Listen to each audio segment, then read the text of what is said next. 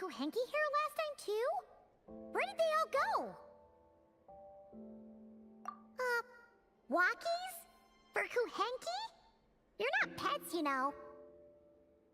Oh, well. Looks like we just came at a bad time. Let's try again tomorrow. There's still a few days until Moon Prayer Night, so we're in no rush. Besides, she needs time to rest anyway.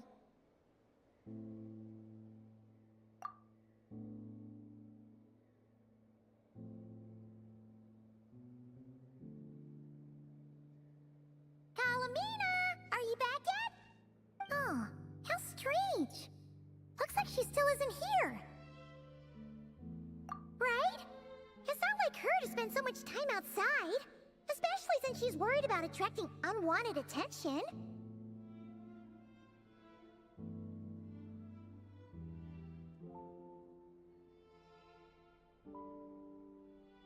What about Luonatar? Luonatar, you there? Hey! Do you know where Kalambina went? Sorry, didn't understand. But if you know where she is, could you take us to her? Yeah, that's even stranger. What about him? Oh, that's not good news. They change color when Kalambina gets weaker, right? And they look super pale right now. Good idea. She might know what's happening.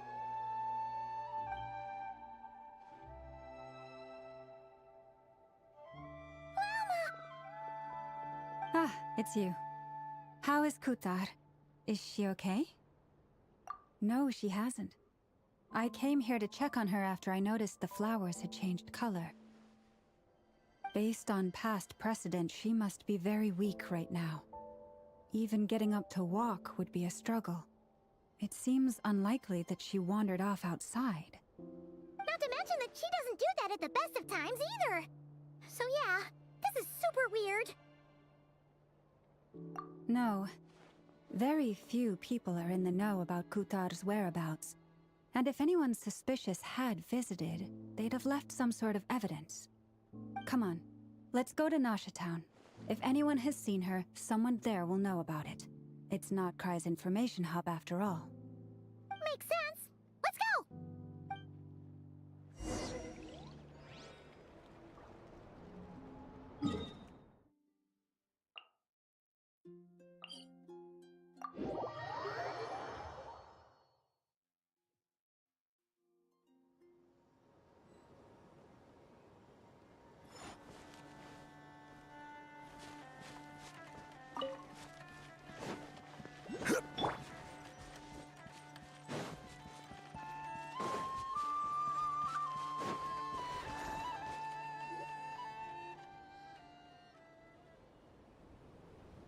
Wait a moment. Is it just Paimon, or is this stall kind of suspicious? It's never been here before, right? No, I don't recognize it. Alas, your free and easy adventure time is over. Now, prepare to face the final boss of Nod Cry. Whoa! Where'd that voice come from? Not sure, but it's definitely hostile. No, no, no, not that way. The final boss is right here. The sniffer mole? That's the final boss? Surely not. Also, Okay, the jig is up. I'll stop teasing you. Turn around. I'm right behind you. It seems I've managed to leave quite an indelible impression, even though you've never seen my face.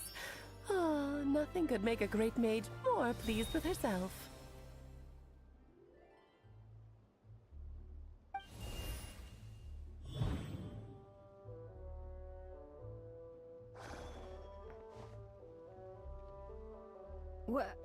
What is going on?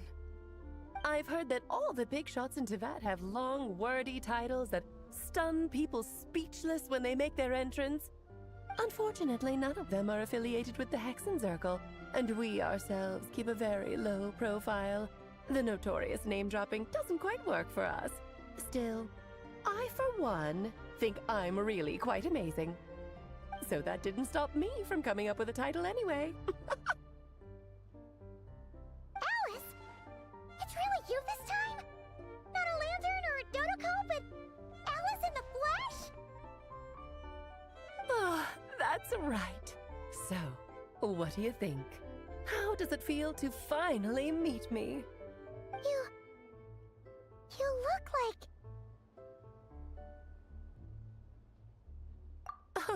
What is that supposed to mean, I'm the mother of Klee, Tivat's #1 cutie. How old could I possibly be? So she's a friend of yours? Kind of. This is actually the first time we've seen her in person. I see. Madam Mage, that was, quite a powerful entrance. I certainly won't be forgetting it anytime soon. It's okay, Lauma, don't force it. Paimon will do the honors. This is Alice from the Hexenzirkel. She's a friend of ours, and of Arcus, too. That's right. She's a good person, just kinda unpredictable.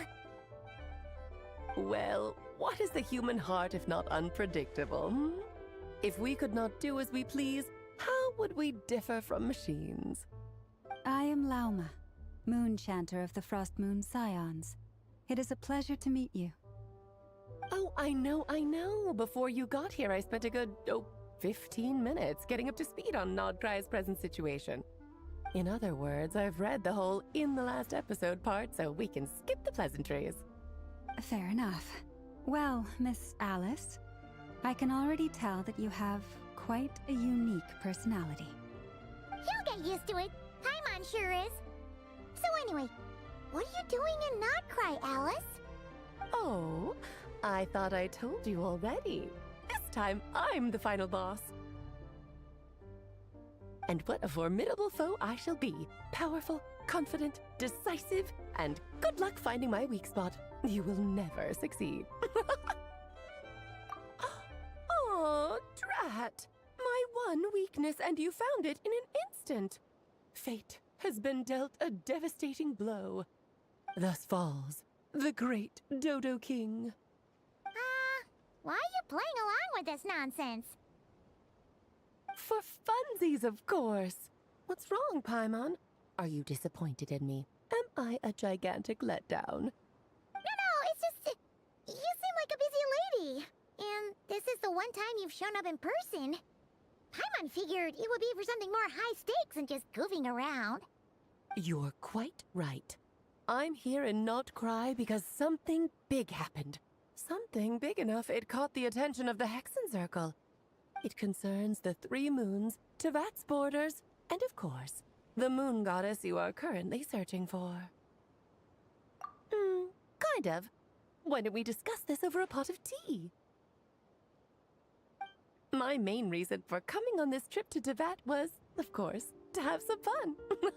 But I do technically have a job to do as well, namely, maintaining the stability of Tivat's borders. I'll skip over the complicated parts, but to sum it up, abyssal energies are all that lie beyond Tivat's border. We'd find ourselves in a real pickle if they ever made it through. And the phantoms you've been seeing are a sign that the border has been disturbed. No wonder they tend to show up around Moon Prayer Night. Is it because the real moon is now so close to us that its power can cross the border? In part, but only a negligible amount passes through. Just enough to influence the verdant crests and so on. And as you've noticed, there has been an unprecedented number of phantoms appearing this year. The influence of the moon beyond the border cannot explain this. No. There is another far greater factor at play. The trilunar syzygy. A trilunar syzygy. Eons ago, before the heavenly principles came to Tivat, It was the then 3 moon goddesses who controlled the laws of this world. Oh, that's exactly it! The 3 goddesses split these powers amongst themselves, promising never to consolidate them into one singular body. This was meant to keep the world stable. But, fast-forwarding to the present, the eternal moon's marrow is with you, while the iridescent moon's marrow, which should never have appeared in this world, has been retrieved. Add that to the presence of a moon goddess in the flesh and... the power of all 3 moons is gathered here in Naldcry. There hasn't been an event like this since the War of Funerary Flame. And it's having a noticeable effect on Tevat's borders. Because I wish to give my darling daughter a peaceful, sunny environment to grow up in. Is that a good enough reason? Kinda sounds like you're dodging the question, but it does make sense. Well, that's one reason anyway, and the most important one. The others are a little complicated to explain. For instance, cleaning up after dearest Miss R. Albedo could tell you more about that if you're curious, but right now, I have a more important question to ask you. Why are you collecting the moon marrows? I see. Nicole told me about that legend once. Nicole? You mean meet Anne? Oh, so you remember. Yes, of course. That was a story about fate, her area of expertise. But back to the story of our dear moon goddess. I'm afraid her intended method of returning to the moon is unlikely to work anymore. What does that mean? She may be missing, but she hasn't gone anywhere. She has disappeared.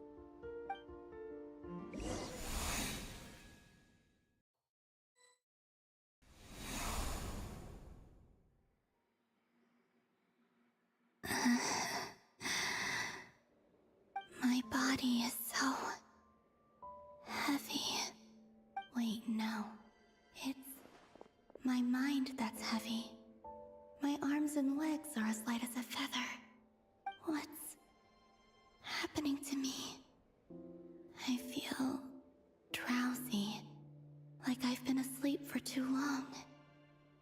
Is it daytime or nighttime? Is the moon out? I think I'll go for a walk.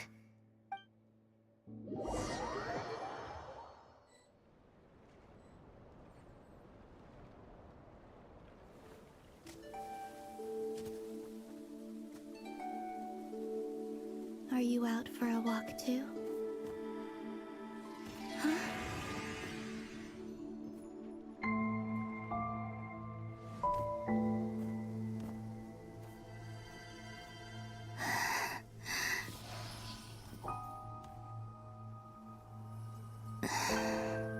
The day has come at last.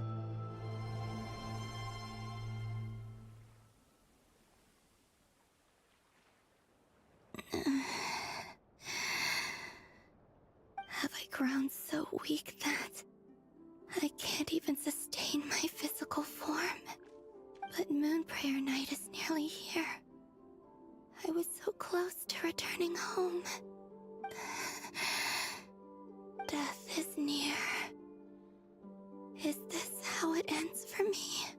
Will I return to the moon after I disappear? Or... I don't want it to end like this. So far, at least, I still exist. Even if not physically, I can still feel. But as my power wanes, I'm sure that too will fade. I suppose I might take one final look at this world. The world where I was born.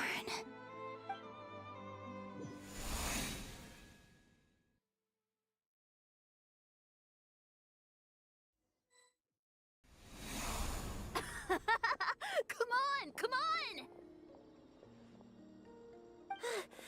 Wait for me!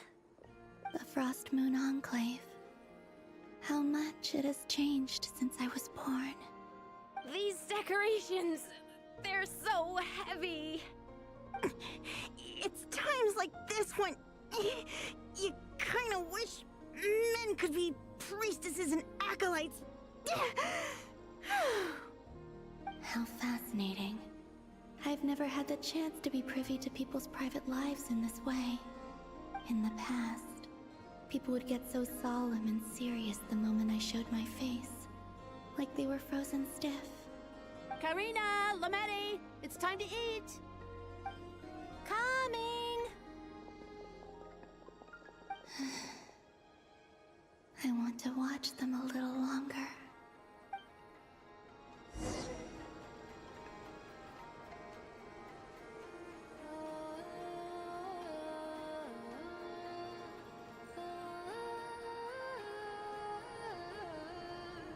So just fill these balloons with air, right?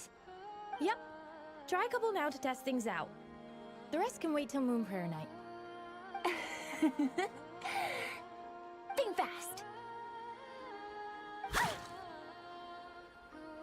Rita! Teasing an acolyte of the Frost Moon Scions? Surely that's a punishable offense.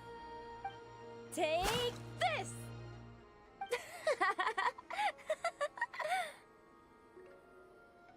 Huh? All right, enough horsing around. Lady Lauma gave us a task. We should get back to it. The task is just to check that the balloons don't leak, right? Doesn't matter if we fill them with air or water. Okay, you got me there. And you got me there. But still, we can't use all the balloons before the festival even starts. We won't use all of them.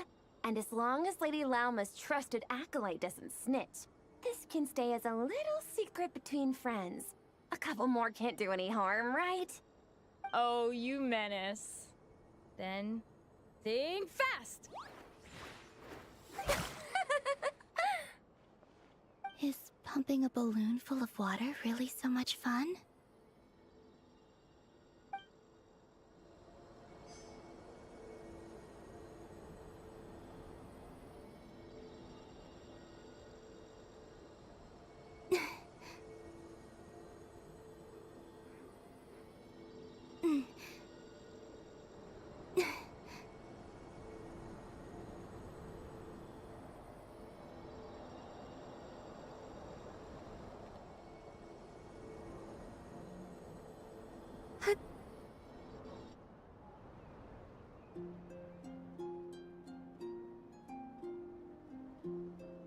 I'm sure you're both tired from playing all day. Come on, eat up.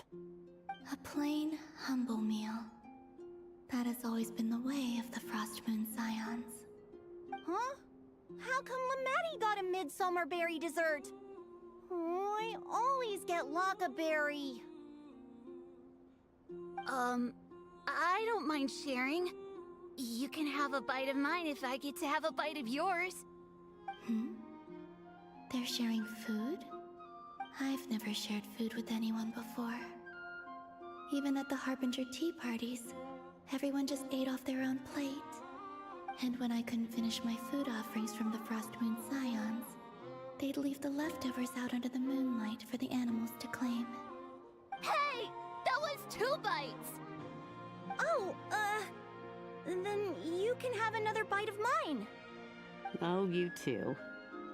Oh, don't fret now. Here, have some of Granny's too. So this is what it means to be family.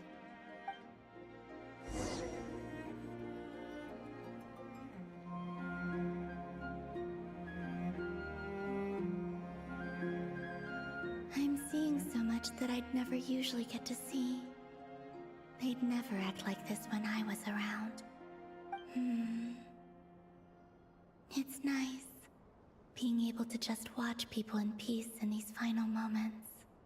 What a rare opportunity. I think I'll go take a look around Nasha Town, too. Maybe the Traveler will be there.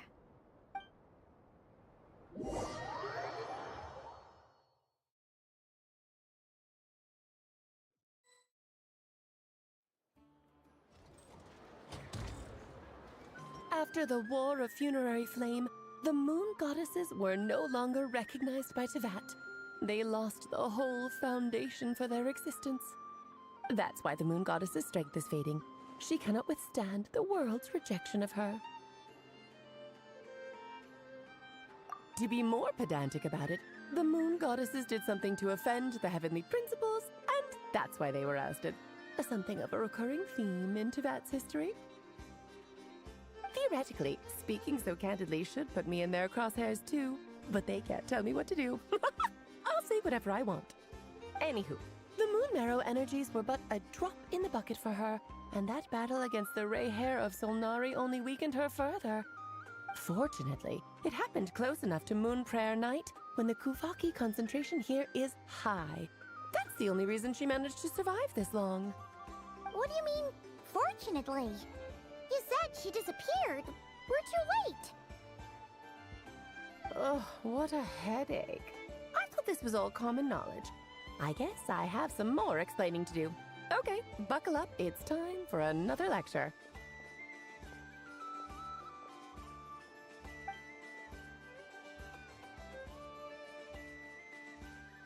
Now, I said earlier that the moon goddesses lost the foundation for their existence.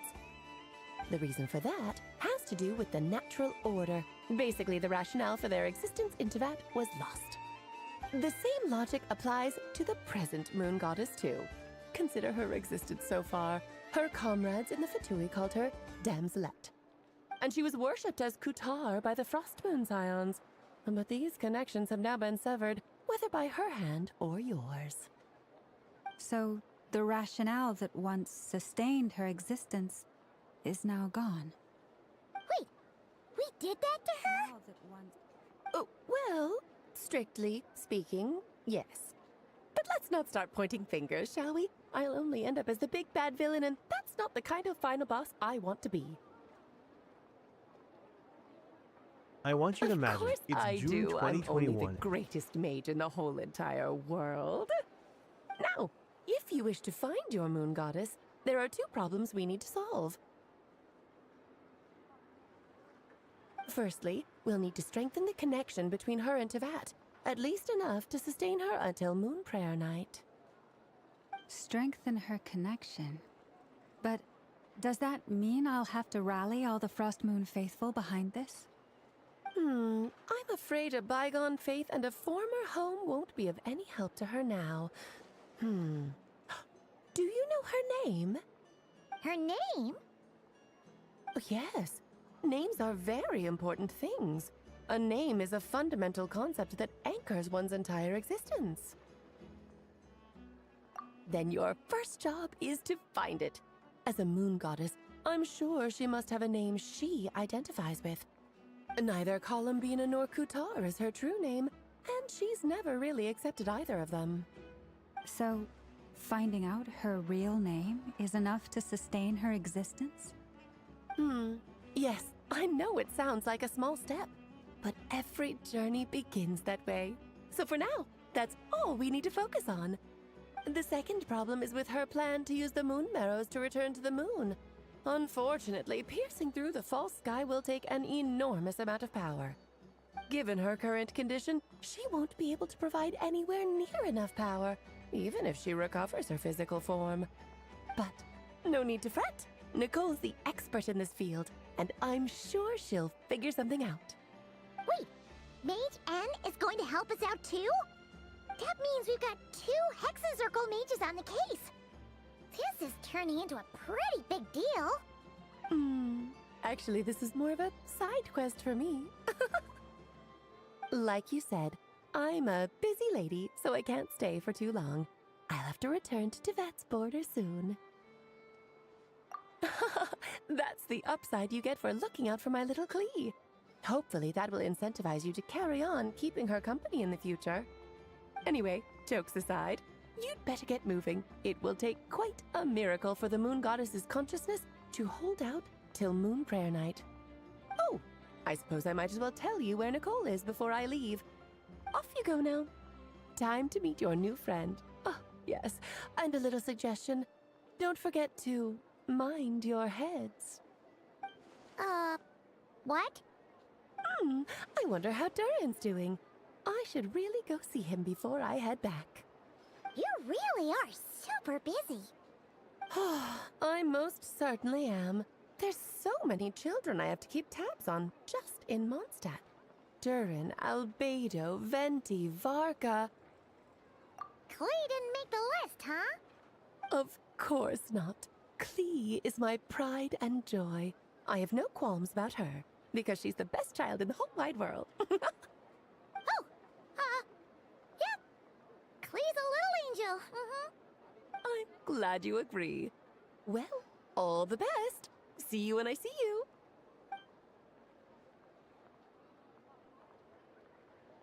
She left in a hurry. Yeah. She didn't pack up her stall. Should we handle it for her? I must say, I'm now very curious about her daughter. Klee, wasn't it? What's she like? That's a long story. Come on, we'll fill you in as we go.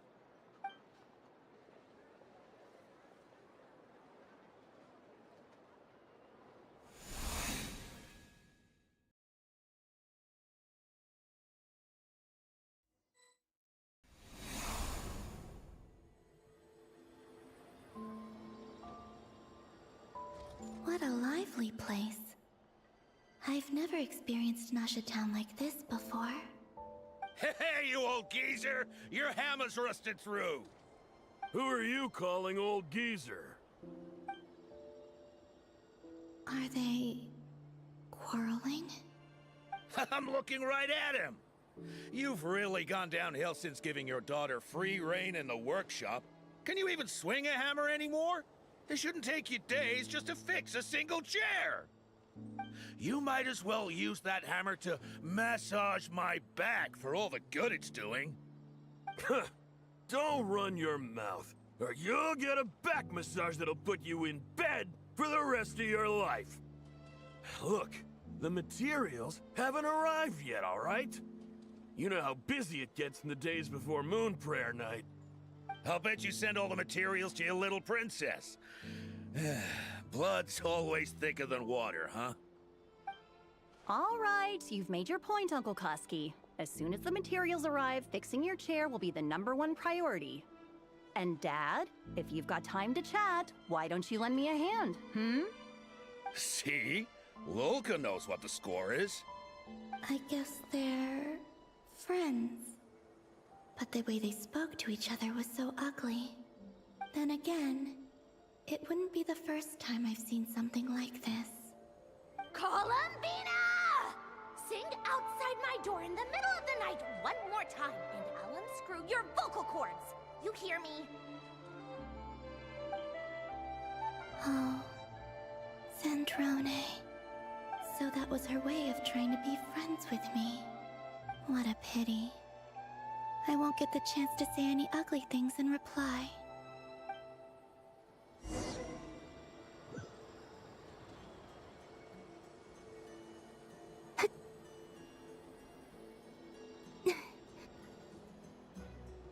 Hey, have you decided what to give her for Moon Prayer Night?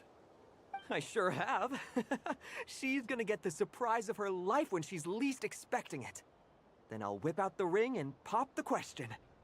The surprise of her life. What a fun turn of phrase. Cool, I get the picture. You can spare me the gushy details. Ooh, looks like we have a customer. Hello there, ma'am. Would you like some Moon Prayer Night candy?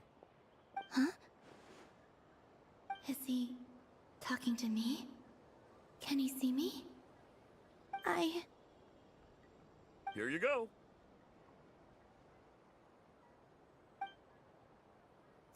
Oh.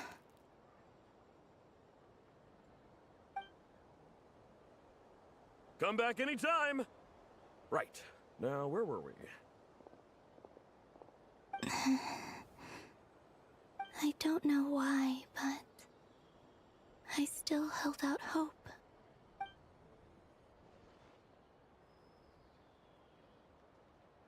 The most important thing right now is to find that mage. This name thing seems super important too, but Where do we even start looking? I'd better go pay the Fatui a visit.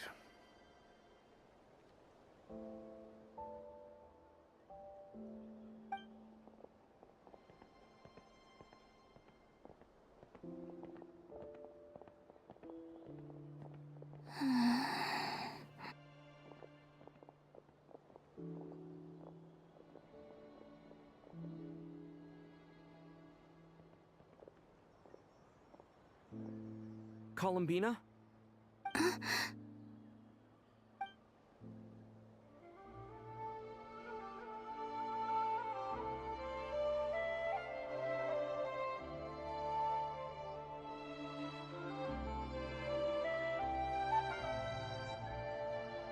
Traveler? Let's go! This is no time to be spacing out!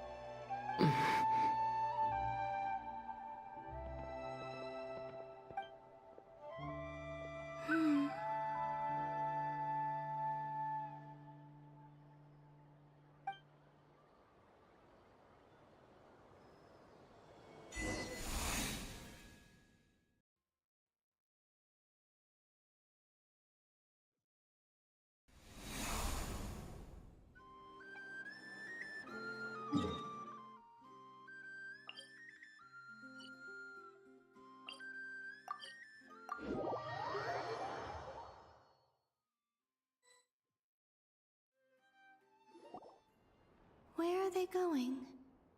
They mentioned a mage and... a name? So, Mr. Varka, are you acquainted with this Nicole? Or should I call her Mage N? Ah, not really. We've never met, though she has come up in conversation. From what I've gathered, Alice kinda took Nicole under her wing. Taught her how to speak in a more ladylike fashion, that kind of thing. Huh. Hard to imagine Alice as an etiquette coach. Yeah, Alice is a larger-than-life personality, I'll give you that. But then again, that's why she's able to draw such an eclectic mix of people into her inner circle. If I remember correctly, being an interesting person is actually one of her main entry requirements. So, if you ever wanted to join the Hexenzirkel, I'm sure you'd both be eligible to apply. Hey! Don't go around making promises on Alice's behalf! I wouldn't dare. I'm just trying to paint a picture of the Hexenzirkel for you. Okay, sure. Anyway, since none of us have ever met Nicole, how are we supposed to find her? We can't just go up to every woman in sight and ask, "Hey, are you Nicole?" Maybe something she's wearing will give it away? Like, a windbloom pinned to her chest or something. Wait a minute. Alice never said Nicole was from Mondstadt. Oh, true. That would be... this young lady, then?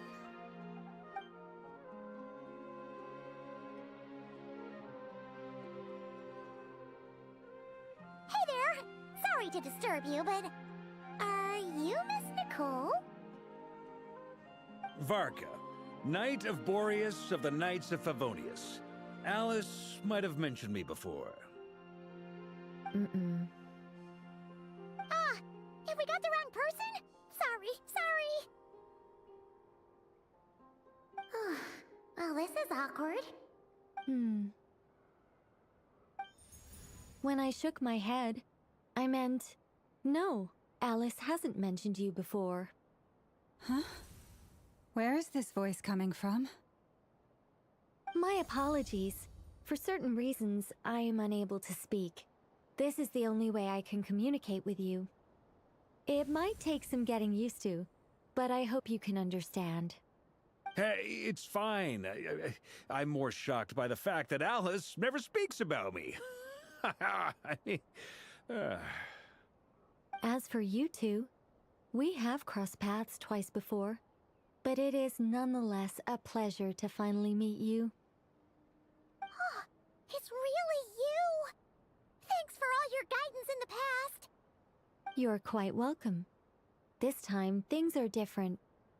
We have reached the unwritten pages of the story. You might say that we stand at the crossroads of fate. Now then, allow me to formally introduce myself. My name is... No, stop! Alice! I can't believe it! I had a whole speech prepared. I'd agonized over every single word. She always picks the worst moments to ruin other people's plans. I'm so sorry about that. Alice took the liberty of devising some bespoke self-introduction magic for each member of the Hexen Circle. But I could have sworn I deleted all of the triggering conditions for it. How did it bypass everything? Oh gosh, this is so embarrassing. This is a very different side of Nicole than what we're used to. Is she not used to face-to-face interactions? Don't worry about it.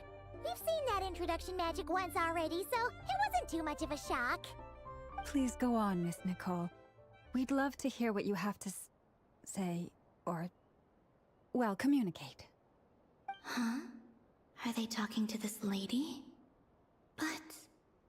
Will you all promise to forget that horrendously embarrassing introduction? Sorry? Embarrassing? When?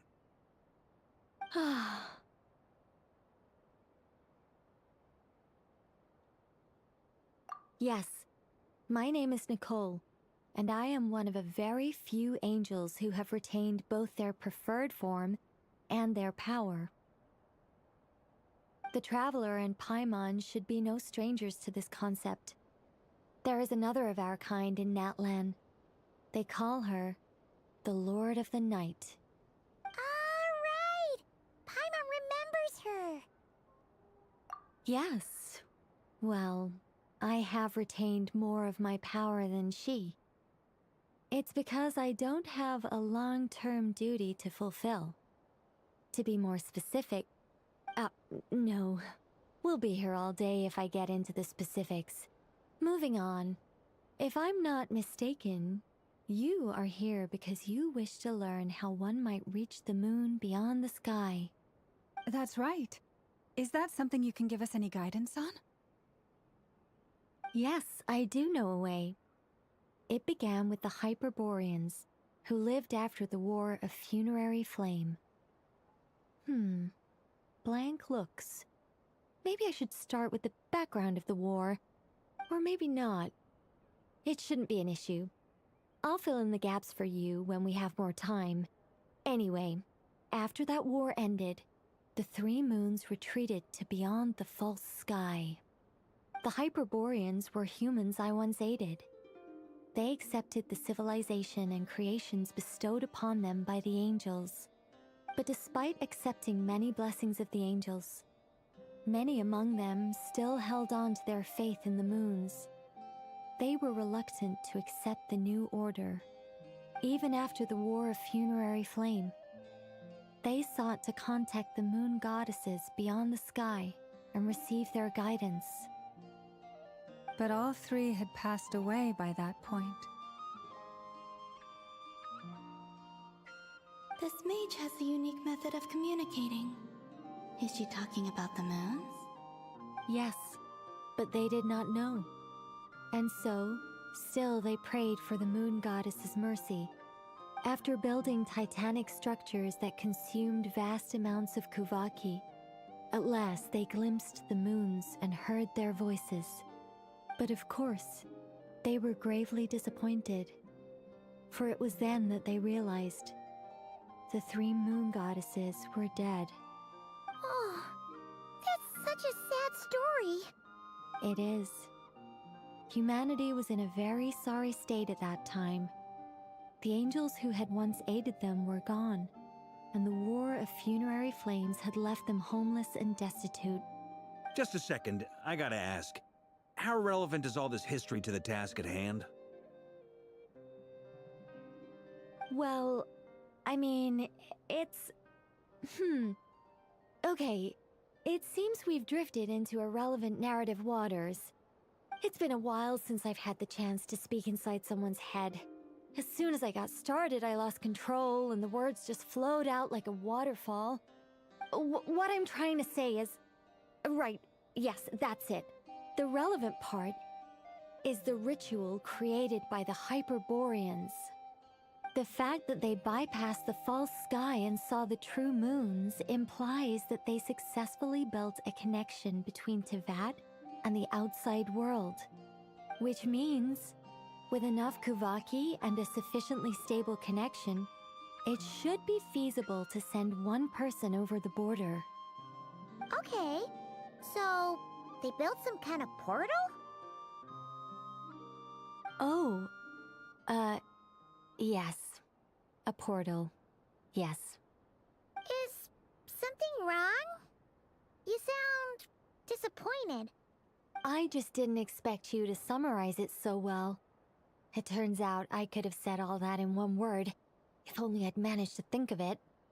No, please, it's fine. This is invaluable knowledge. I'll be sure to record and preserve everything in writing. Oh, really? Well, in that case, I suppose I could backtrack and add some more detail. I did gloss over a few things so far. Whoa, whoa, whoa, time out. Let's summarize what we've got first. The Hyperboreans were the last ones to use this method, right? So we somehow need to find whatever structure they built and make sure there's enough Kuvaki to power it up. Luckily, we have the moon marrow of both the eternal and iridescent moons, so we're all good for Kuvaki. Which means the key issue we need to focus on is finding the place. Am I right so far? Yes. Although, I expect the structure is long gone by now. That said, what if we could take advantage of the phantoms to travel back to a time when it still existed? Well, travel back isn't quite accurate. It's more like we'd be creating a handshake between 2 points in space-time. We wouldn't even have to pick a time when it still existed. It could just be a time when it still appeared in phantom form via projection, or we could project our own phantoms, fold them together, and... You look lost. Was that too hard to follow? Yeah, things got a little, technical there. Paimon's brain is reaching capacity. Alright. Let me think about how to put this more simply. Okay, got it. Over the next few days, I'll search for phantoms that we can use. Once I find one that meets the criteria, I'll let you know and we'll regroup. By completing certain rituals, specific individuals will be able to enter the phantom and make it to the Hyperborean structure. If everything checks out, and it looks feasible, we'll just need to wait for Moon Prayer Night, and we can send the Moon Goddess back home. I'm really skimping on the detail here. Is this making any sense at all? I think so. For now, we'll just wait to hear from you. Yes. Basically, yes. Great. Counting on you. In the meantime, we'll focus on finding the Moon Goddess's name. My name? Are they looking for a way to stop me from disappearing? Excuse me, Miss... Go on, Miss Nicole. This conversation was a little all over the place. I didn't catch your name. I am Lauma, of the Frost Moon Scions. Ah, I did wonder. I noticed that you listened very intently when I spoke about Hyperborea and the moon's history. If you'd be interested, I'd love to visit you this evening and go through it again in greater detail. Also, if you were serious about making a record, it would be too risky to simply write down the raw details as is. I would suggest some tweaks. Maybe rewrite the stories as fairy tales or fables, perhaps even prayers. Anyway, we can cross that bridge when we come to it. So, see you later then? Oh, and no need to prepare anything. Just a cup of tea will do. See ya! She seems friendly. It's just... It's so nice to find someone who's actually willing to listen. I've been dying for a chance to finally go through all this systematically from start to finish. Any longer and I'd probably start forgetting it. Now Paimon gets why Alice told us to mind our heads. Ha ha ha ha! What did I tell you? A lot of quirky people in Alice's orbit. Now then, the next order of business is, where do we start looking for the moon goddess's name? Maybe the rest of what Nicole has to say might give us some clues. Once I've heard her out, I'll summarize the salient points and share them with you all. I'm also inclined to review our other documents. Yes, our faith was first established by our Hyperborean ancestors, but many of the more factually accurate records are from after Kutar's birth. Sounds like we're gonna follow Columbina's journey through Devat, huh? In that case, we'll start by heading to the Frost Moon Enclave. Sounds like a plan. Take this with you. I'll see about getting in touch with the Fatui. It'll probably just be Arlecchino and Sandroni again. They're the only ones who would want to help. Thank you, Mr. Varka.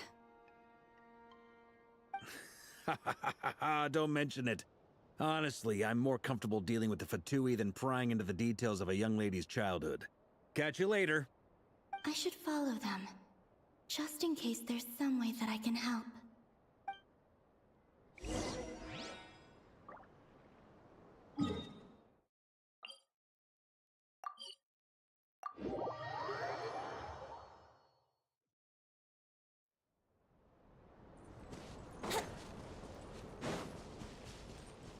Brace yourselves.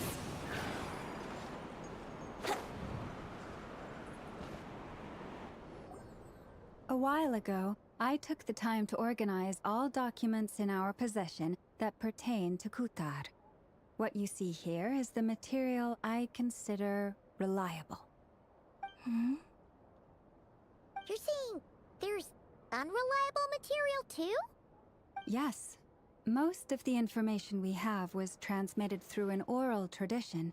Inevitably, some of her stories were mythologized and deified over the years through countless retellings. That's why I organized them into reliable and unreliable. There's no sense seeking answers in history unless we can ensure the veracity of the historical record. Makes sense. All right, let's take a look through.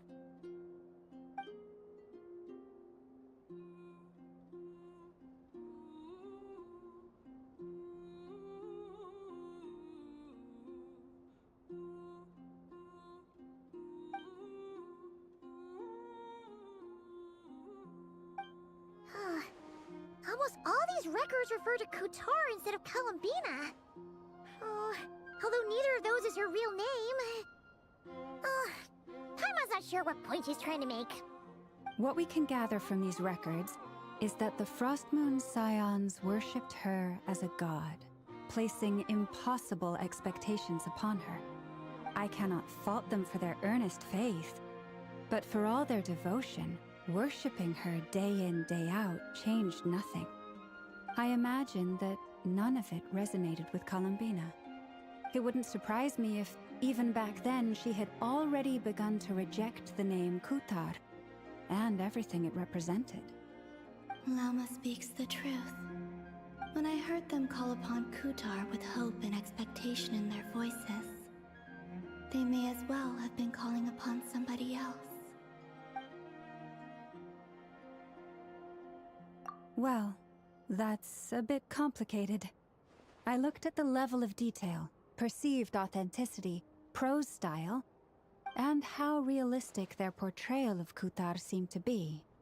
Amongst the Frost Moon Scions of today, only I know of her existence, and I alone have spoken to her face to face. As such, I know that there are certain things she simply would never do. That being said, I have sensed some changes in her lately. Changes? Me? Seems like this is getting us nowhere. For what it's worth, why don't we check the unreliable sources too? Sure. Give me a moment.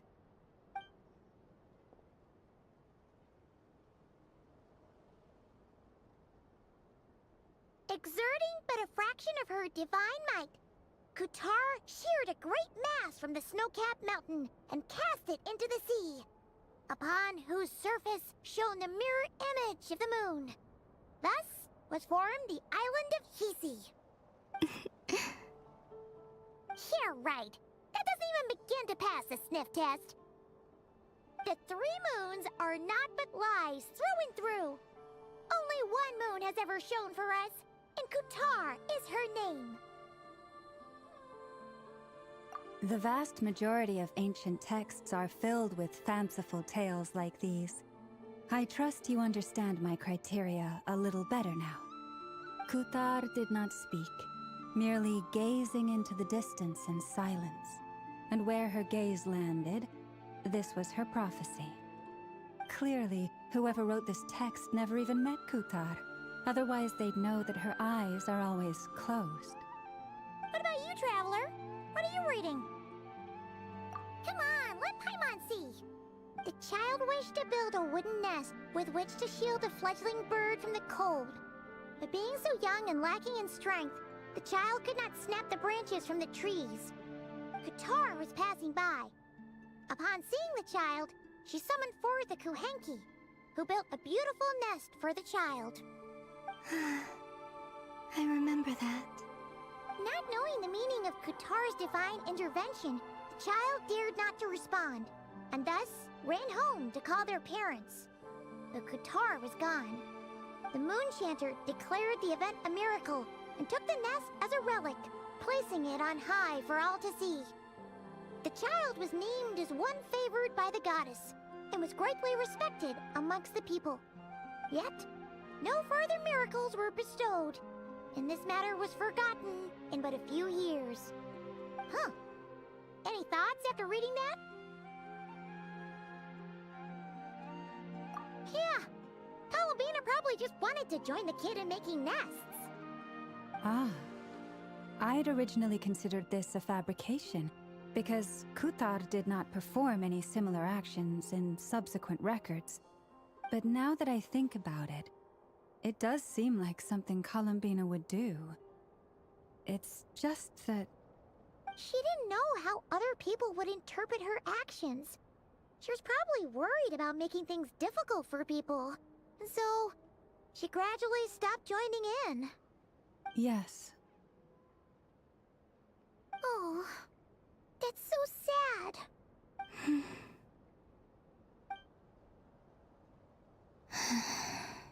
And now, I can make no such gestures of warmth, even if I want to. Still no name. That's a bit of a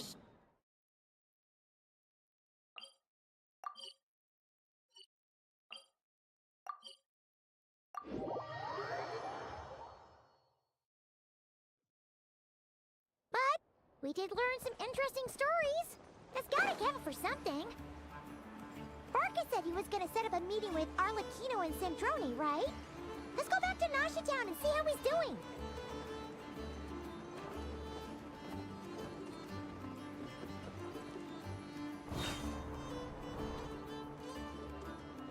Let's see.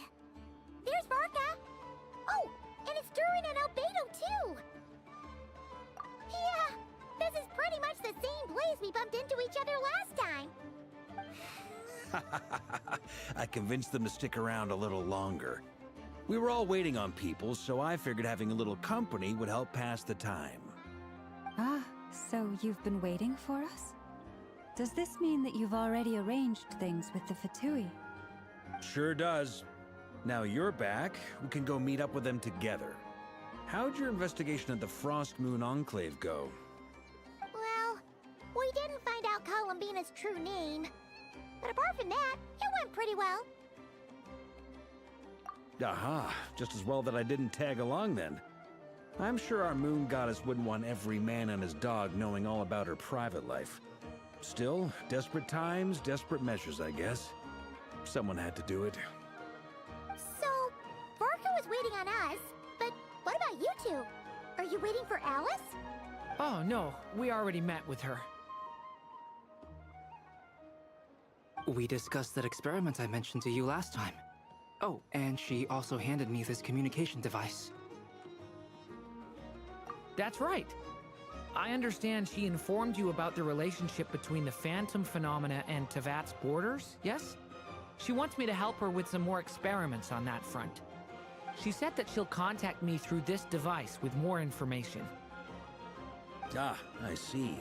Following instructions and making observations. Pretty common research method. Takes me right back to Albedo's lab.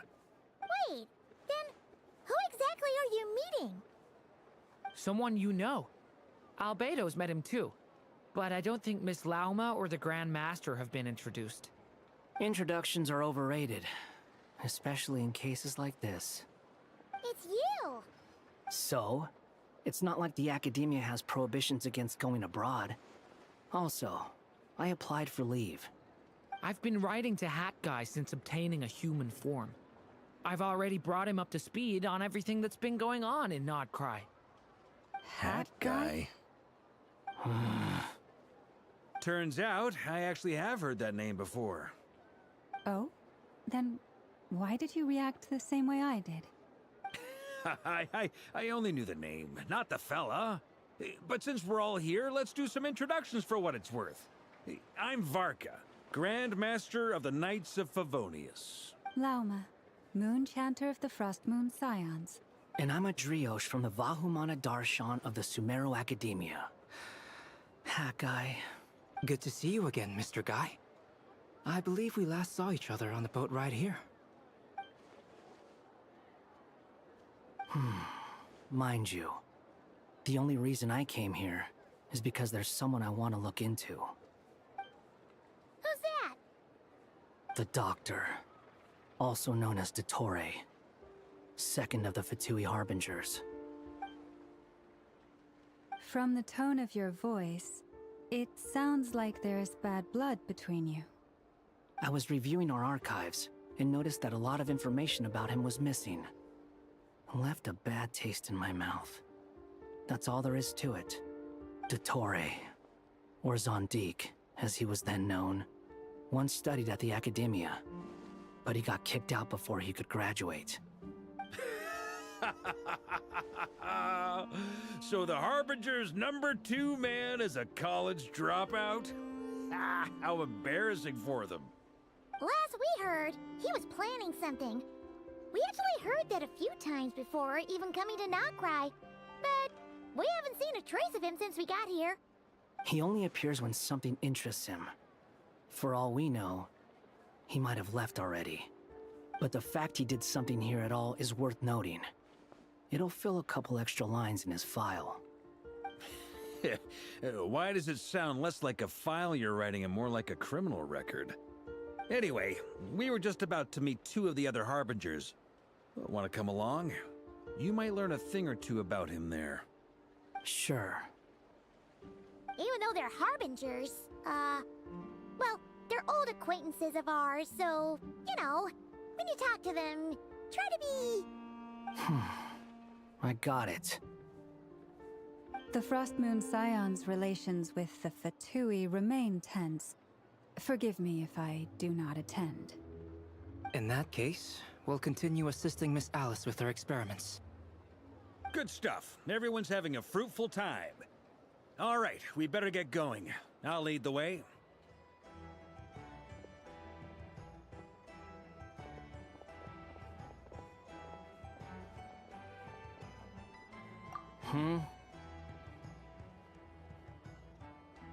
Well, yeah. That's obviously part of it. But I'm not the only one who has a score to settle with him. Neither you, nor Lesser Lord Kusanali, nor I want to see him meddling with things again. What's the hurry? Don't worry. Pigeons always know which way home is.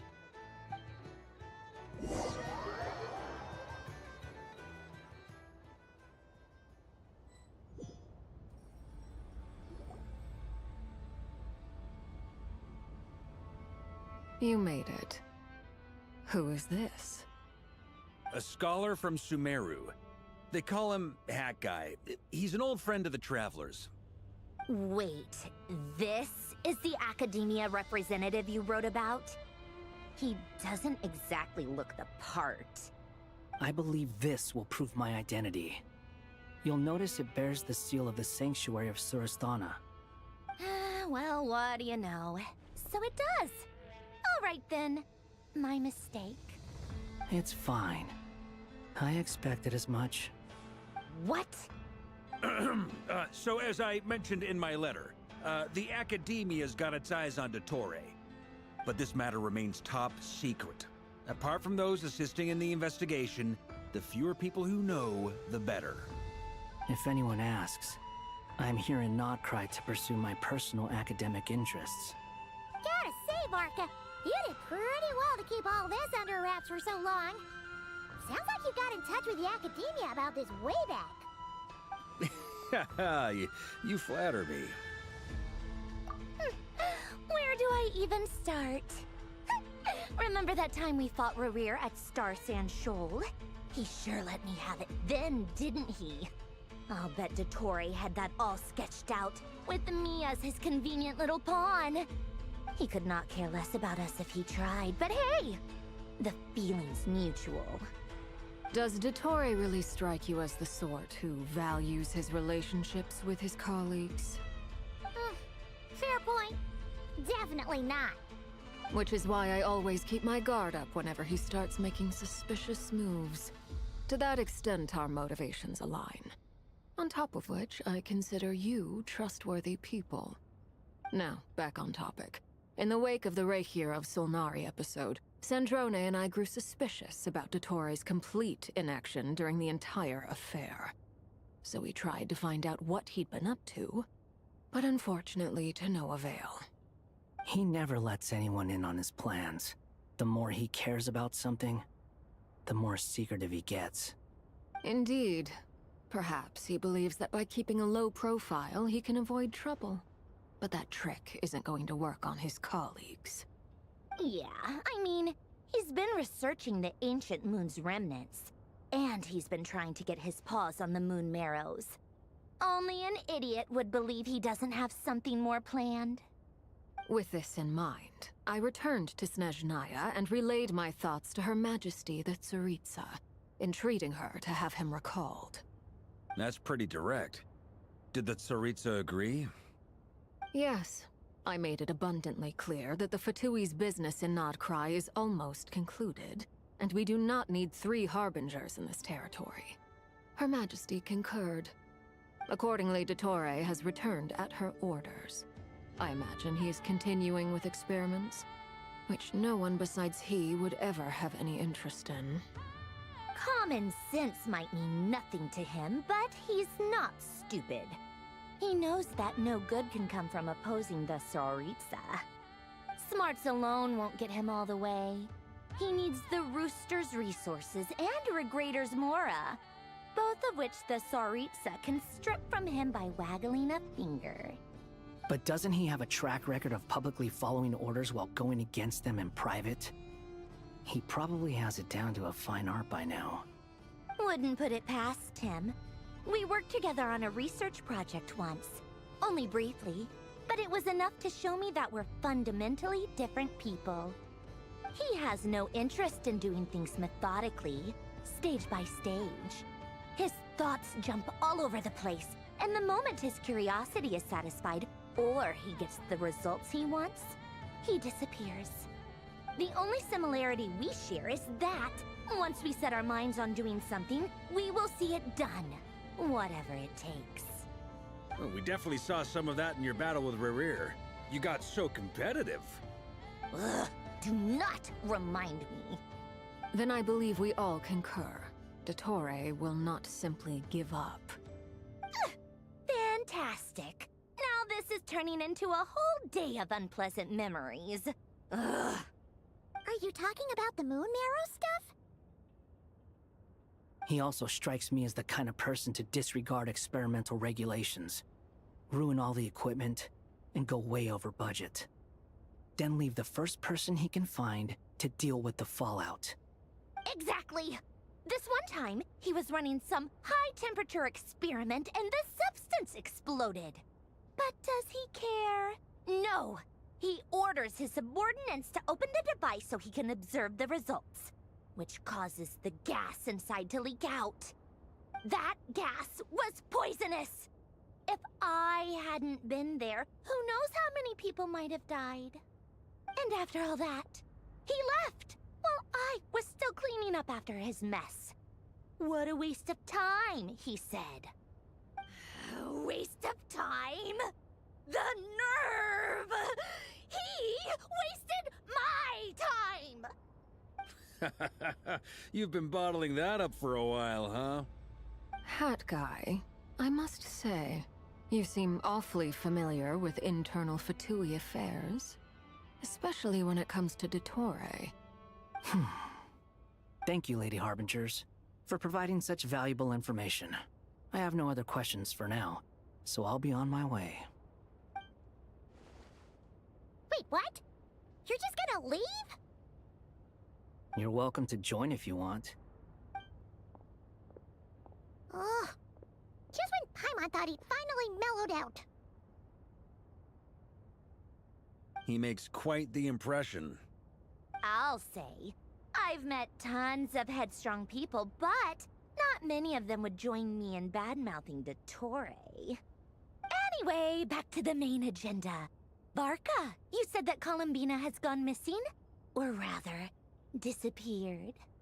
Yeah. We're working on building a connection between her and this world. The simplest method is to find out her real name. I've actually asked her that question before, but she said she didn't know. Considering our relationship, I doubt she was lying to me. As far as I recall, she was never dispatched by Her Majesty to claim a gnosis or anything like that. The Tsaritsa's plans had long contained a place specifically for her. I always thought that was weird. What could she do that the rest of us couldn't? Knowing what we do now, it's probably something related to Kavaki, right? More than likely. When she first arrived, Columbina would often go to Her Majesty and ask when she could start the task assigned to her. But Her Majesty always gave the same reply. The time has not yet come. So she spent her days in Snezhnaya doing basically nothing. The Tsaritsa has summoned a beautiful blind maiden to be a harbinger, giving her the third seat by virtue only of her enchanting voice. It was a dumb and stupid rumor, but the reality of the situation made it hard to refute. And what happened after that? I imagine she stopped caring. She no longer seemed to care why she had been recruited, and Her Majesty never gave her any missions, so she just continued to sing in the flower garden. For my part, I was busy. So busy, in fact, that watching someone be that idol had me fuming.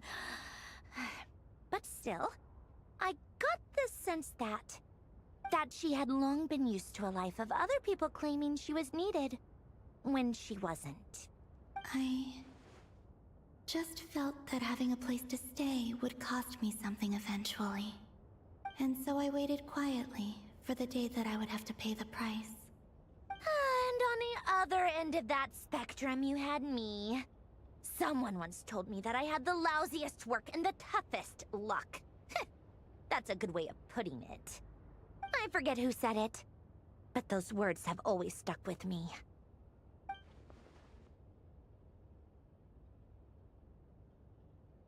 But you've done your job exceptionally well all this time. Because at heart, you are a conscientious person. What is it? Something come to mind?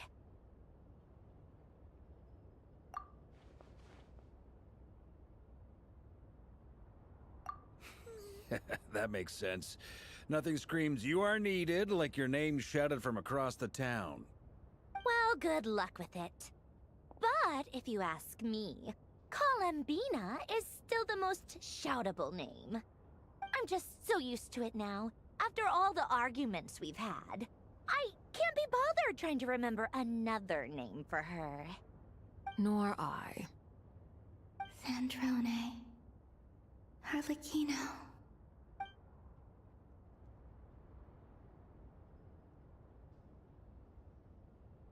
Huh!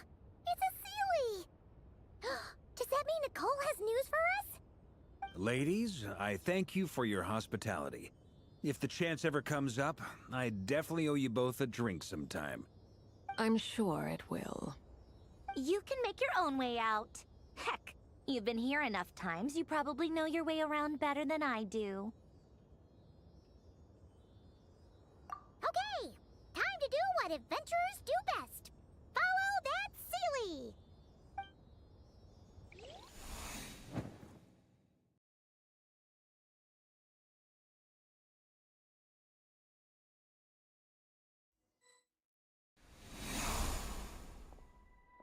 Here you are.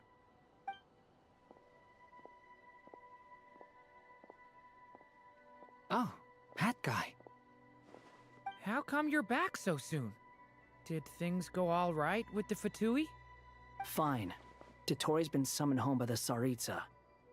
Couldn't get much more than that. How about you?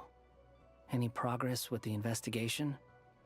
Unfortunately not. We've tried everything. Different phantoms, different locations, different points in history. But the results are the same each time. Abyssal monsters roaming the land. People crying out in despair, with no hope of being rescued. Every time I see it, I can't help but think, is this what it was like in Mondstadt when Dragonspine Durin attacked? And if I fail in the task I've been given, will I create yet another tragedy? That's just meaningless speculation. When we encountered similar phenomena previously, I tried to interfere with those illusions, using sounds and lights to guide them. However, we could not change their fates. At most, we were able to extend their existences. The events of the past are like fate that has been written into Irminsul. There isn't a living thing in Teyvat that can escape its past. But Miss Alice instructed us to try to find ways to change the outcome that these phantoms face. It's an impossible task. Can't you just refuse? Since she asked us to do this, I feel like it can't truly be impossible. Or if it is, well, mages can make the impossible possible. I could not have been born as Durin otherwise. But you also said that your past 39 attempts were fruitless. That's true. But you're still going. Yes. After this many futile attempts, surely you realize that you're not doing this because you still believe what some mage told you. It's because you want her hypothesis to come true. It's something you wish for deep inside. So, think for yourself about what you want to do. As long as you don't believe it's futile, it isn't. Yeah. Previous experience indicates that we cannot touch the phantoms, which limits the effectiveness of our interventions. If we want to clear this hurdle, we need to break this rule somehow. Same thought here. Following the same rules means repeating the same failures. Reducing ourselves to mere playthings of fate.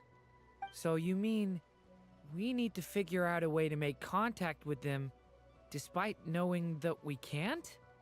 Yes, and I suspect that's something only you are capable of.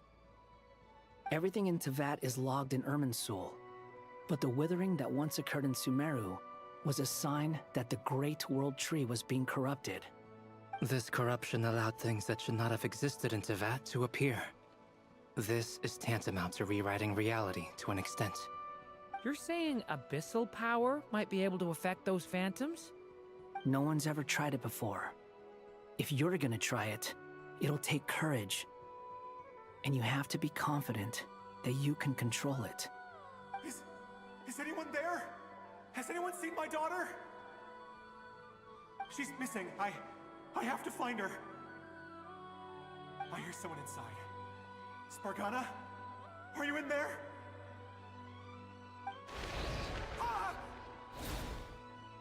If I can use my abyssal powers to warn him that there is danger here, maybe it'll change his decision. Maybe he'll stay away. Yes. The important thing is not the nature of the power, but rather how you use it.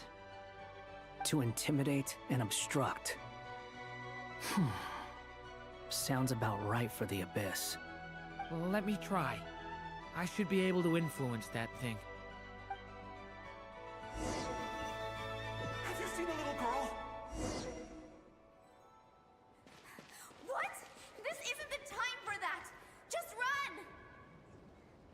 Where are all these monsters coming from?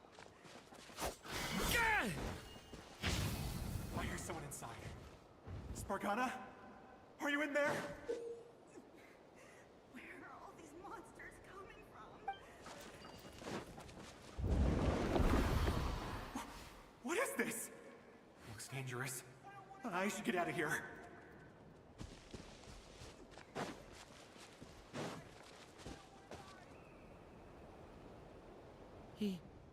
He really left.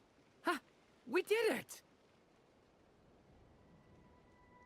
Don't celebrate too soon. Follow him.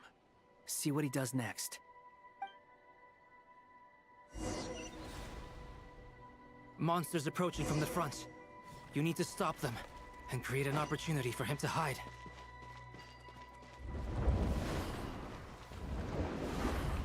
No! There's monsters ahead!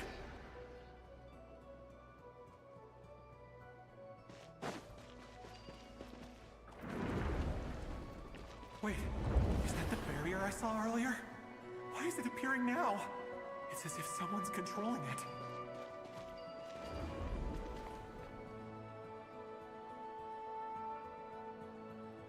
The monsters are gone.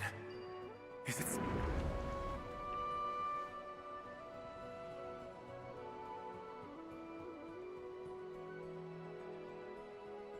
The barrier's gone too. How odd. Anyway, I guess I'll keep going. Quickly, let's keep up.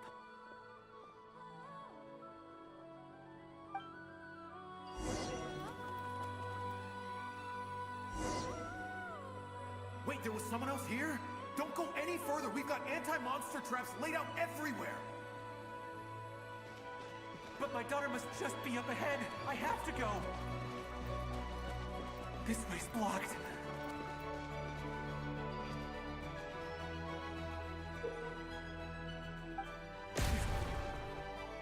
Ah!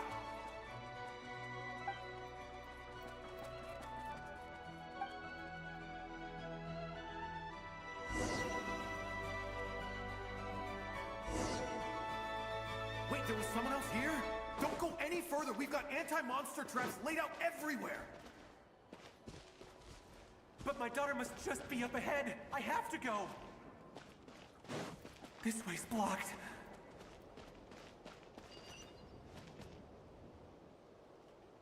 We might be able to use the explosives over there, but we need to take care not to hurt him. I'll use the barrier to keep him at a safe distance.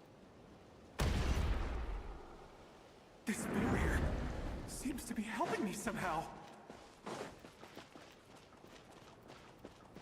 Hey! Hey! Wake up! Oh, no good. Gotta keep moving ahead.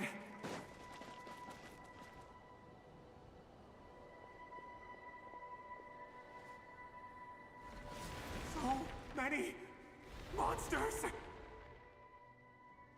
There's still a chance, Durin. Use the traps.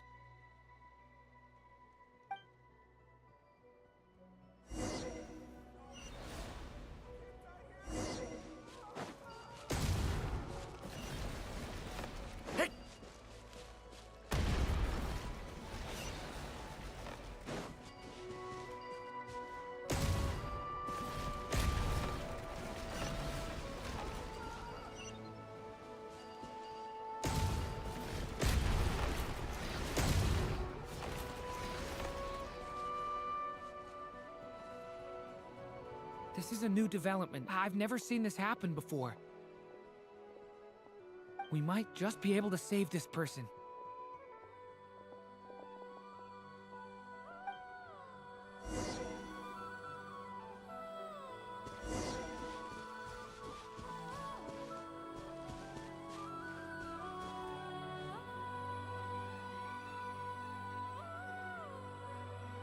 Hello there. Have you seen my daughter? Spargana's her name. She's carrying a large backpack. Get out while you still can, you fool. You won't find any survivors here. But I can't just leave her here. She must be so scared right now. Sorry. Wish I could help, but I haven't seen her. You'll just have to keep looking. Okay, thank you. If I do find her, I'll get her to shelter and come back for you. Don't bother. I've got nowhere left to go. What's that noise?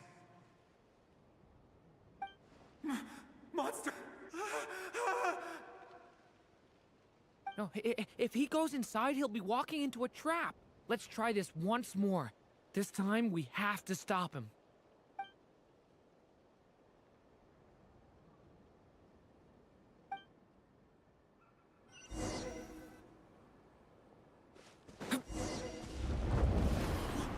Why? How will I know where Spargana's gone like this? You know what? I'll trust this strange barrier. It's gotten me this far after all.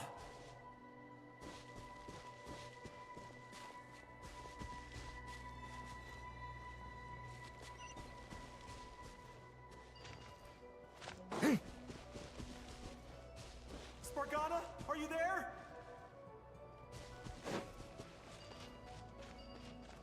What? Hey! Let us out!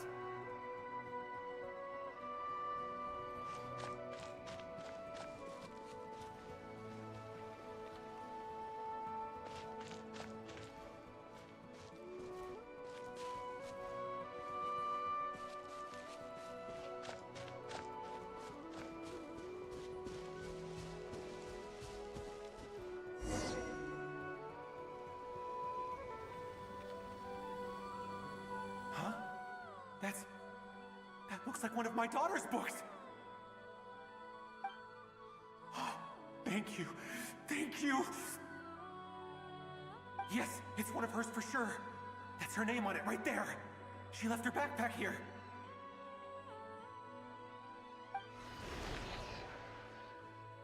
Durin, just like last time. Use the explosives.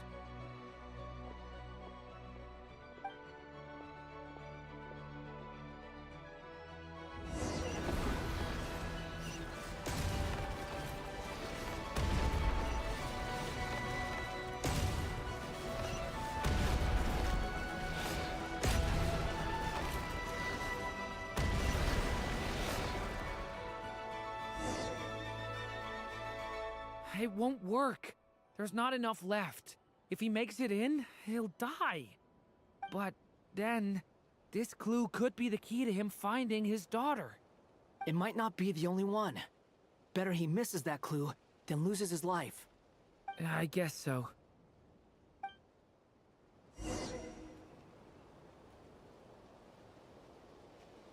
Stop him, Durin. We can't let him get any further in. That's my daughter's book! She's passed this way! Why? Why won't you let me go in? I've searched and searched and searched just for this! But how will I find her without any clues?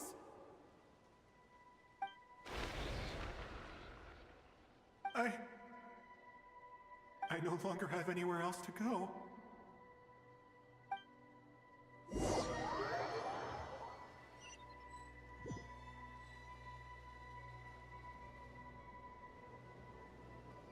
I'm sorry.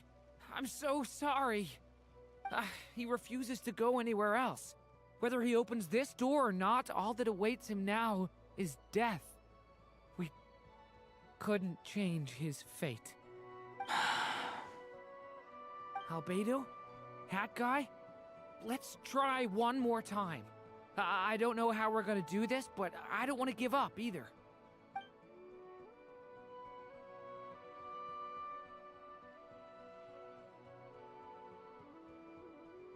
Why am I here? What's going on? All these scenes running through my head. Where are they from? Huh? What's going on? His reactions have changed. How many times have I... What's happening to me? I... Huh? Wait. Who are you? You can see us now? I feel like I always could, but that I only just realized you were there.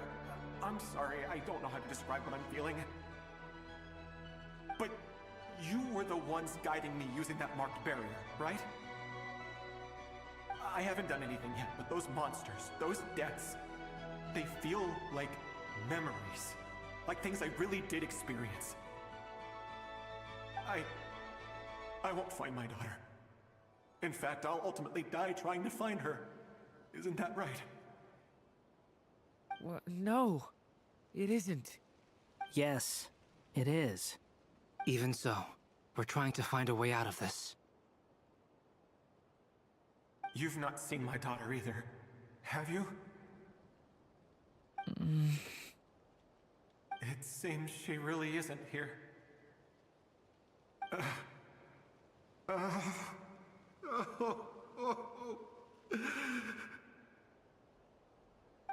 I'm sorry we couldn't help you.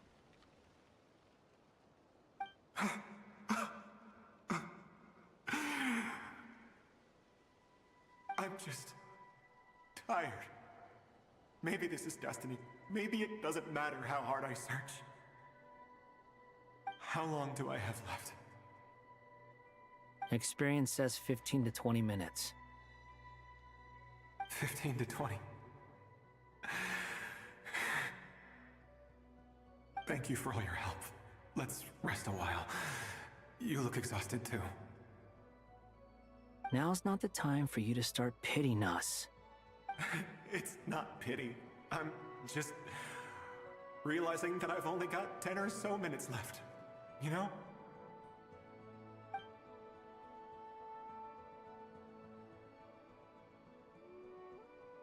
You say you're from Mondstadt, yes? A place with windmills, where people enjoy limitless freedom? And you're from Sumeru, where they've built an academy into a giant tree? Yes. It seems you've never heard of either place. Those names are unknown to me, I'm afraid, yes. Have you heard of Hyperborea? I have, but I heard that it was destroyed in the distant past. I see. That was where my ancestors once lived. What about Delphi Pytho? Was it later rebuilt? I've never heard that name. Then what about Sal Vindaknir? I have seen that name on stone tablets on Dragonspine. But I'm afraid the only things left of that place are its ruins. I see. Sure enough, there was no way to turn this around, huh? I'm sorry. I was the one who asked to chat, but it seems like we're too many ages apart. There's barely any common ground to start from. It's all right. We did hear something new, at least. From how you speak of your lives, things must be going all right for you, I guess. They are. Mondstadt is a place of freedom and happiness. There's a lot of good people in the church and the Knights of Favonius, and even outsiders find that it's an easy place to feel at home. We have festivals a few times a year. Everyone gets together to drink, sing, and be merry. Sumeru is a lot more uptight. Not really the kind of place where you can relax. It's a nation fraught with problems wherever you look. But if all you want in life is to seek knowledge, I guess it's pretty much paradise. That's wonderful. In other words, after this all-devouring black tide passed, humanity did not merely avoid extinction, but rose to build prosperous civilizations anew. I mean, I can see you all right now. That must mean the future isn't a total mess, right? That's true. Well, time's almost up. Let's part ways, I think. Might be best if you don't waste too much time on me. The chances are slim, I know, but I'd like to spend these last few minutes looking for Spargana. If things work out, I'd love to tell her about what I've heard. May we meet again. Well, or not, most probably. In that case, may your wishes come true.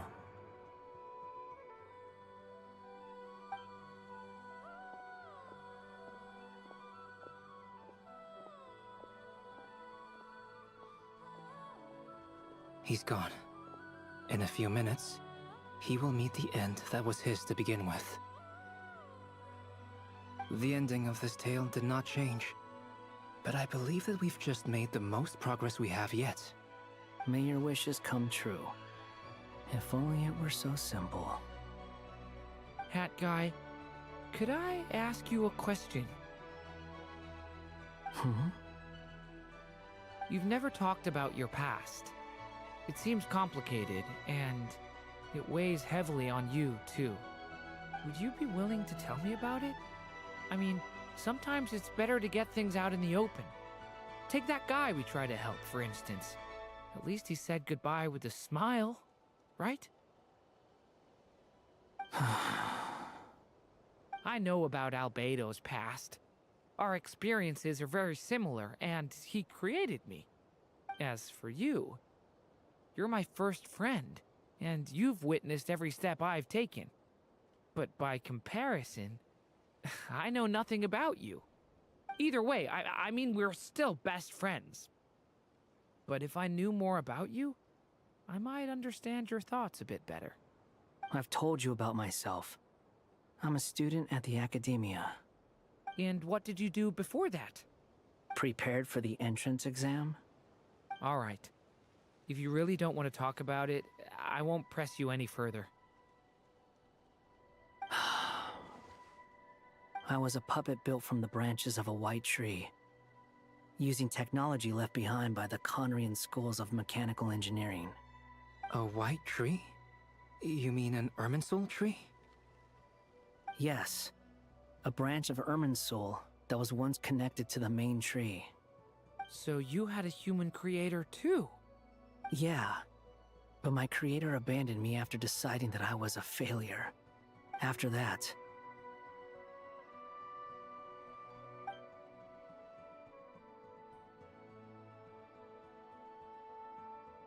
Durin. Resisting the influence of the Abyss, suppressing the urge to destroy, trying to do the right thing. None of these things are easy. But no matter how hard they are, trying to rewrite past wrongs is far harder. You asked me if you would create a new tragedy if you failed. I told you there was no point speculating about that. But the real answer is, yes, you absolutely will. That guy. But at least you've got people here to help steer you away from the wrong path. So, just keep aiming towards the light. I will. I promise. All right, break time's over. Hello, Durin speaking. Hello, friends, it's me. What have you been up to, I'm detecting some unmistakable fluctuations here at the border. The amplitude isn't particularly high, but they're completely different signals from the ones before, and the scale is comparable to those I've detected previously. Alice, we were unable to save that person. However, he appears to have retained a portion of the memories gained through that cycle, and was able to hold a conversation with us. I see. Well, that is rather odd indeed. It definitely merits further attention. Could I trouble you to keep trying the same approach? I need to gather some more data. Counting on you. I should probably have Nicole come and check this out as well.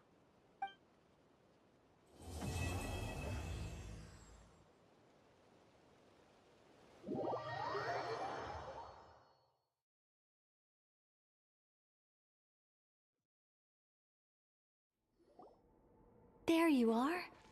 I was worried you might stop to collect treasure chests opened by the Seelie along the way. It would have taken you so much longer to get here. Another conversation I cannot hear. I am delighted to see that you understand what takes priority, and that your adventurer's instinct has not swayed your resolve. Really, I must applaud you for it. You should know. Paimon's head. Okay, I'll try and keep it short. My senses are telling me that this is where we shall find the entrance to the ruins. Oh, cool! Well, what are we waiting for? Let's open it up and see! Patience. This was a sanctuary of great importance to the Hyperboreans. A special process is required to open the gate. Oh! Like the place that housed the Eternal Moon's Marrow?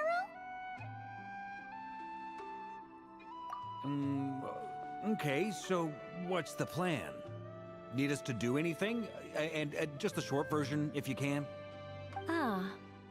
Alright then. I was planning to start with some background on the invention of these techniques. Are you sure you don't want to hear it? It's quite informative. Remember what you were saying about priorities? Fine. Simply put, we need 3 human representatives to successfully undergo a process of Kuvaki resonance. Think of it as a test from the 3 moon goddesses to see if the entrants are qualified, with the most recognizable qualification being Kuvaki. Pretty sure Lauma would ace that test. Oh, wait. But we need 3 people. I also have no doubt that the Moon Chanter would be qualified. But we would need 2 other people with the same constitution. Therefore, the most feasible method is not so much to follow the rules, but to figure out how the test functions and find a workaround. I've done some research, and it turns out the mechanism is rather crude. We'll simply need humans to stand before it who have sufficient Kuvaki energy within them. I'm with you so far. How do we get the Kuvaki in them? The easiest way would be transfusion. Take some Kuvaki from Nodkrai's soil, put it into the bloodstream, and get it circulating in the body. So we're going to cheat on the test? Precisely.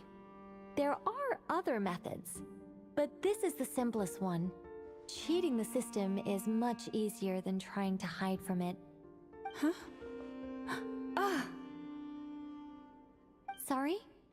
Does the idea of cheating upset you, Miss Lauma? No, that's not it. I suddenly had an idea. Oh, what is it? It's about Moon Prayer Night. I figured out a way for Kutar to join in the festivities. Huh?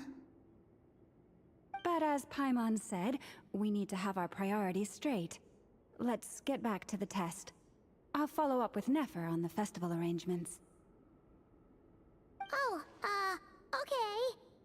Anyway, is this really the best method we have? A Kuvaki transfusion sounds dangerous, no matter how you slice it. If you think that's dangerous, wait till you hear the other methods. I'd be more than happy to go through them if you'd like. There are several. No need, we're good. Let's go with this one. Very well. Kuvaki transfusion it is. Now, I should mention that the risks can be greater or lower depending on individual compatibility. It would be rash to simply infuse the Kuvaki and hope for the best. If the body rejects it, the reaction can be quite severe. The symptoms are similar to another condition that some people living here suffer from, known as congenital Kuvaki sensitivity. So, before we execute our plan, I will perform a simple test of my own to see who is compatible and who is not. Once that is done, we will have to complete the resonance process as rapidly as possible. The participants must remain stationary while the Kuvaki circulates and bonds with them, and they mustn't eat or drink anything. What? No eating or drinking? That's some hardcore fasting. They'll all be monks by the time they're through. 3 days. Oh, that's so long! And we still need to find 2 more people who are not just compatible, but also willing to volunteer. Fasting? What are they talking about? Really? Don't you want to think this through? Haha, count me in too. 3 days without food? I can handle that. Miss Nicole has made it clear that this is the easiest way. The way I see it, there's nothing else to discuss. It's time to step up. Yeah, you're right.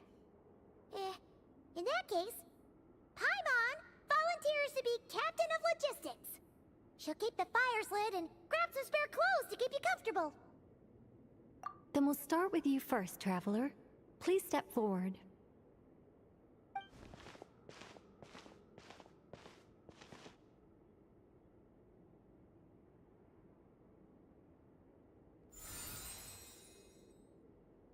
How's it going? Do you feel anything? How about now?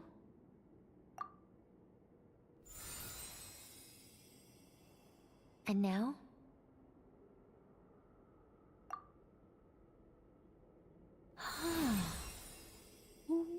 What about now? You guys, it's not a competition, you know. All right, I'm officially impressed. Even as a descender, you can withstand far more than I imagined. It's like I summoned a giant stone titan to arm wrestle you, and your arm hasn't even moved an inch. In my last attempt, I infused 5 times the amount of Kuvaki required. Yes, safe to say, compatibility won't be an issue for you. You're eligible to join. You're next, Mr. Varka. Sure, here goes nothing. All right, I'll start where we left off. 5 times the required Kuvaki dose.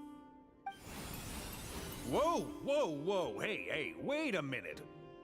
How's it going? Ooh, no, not great.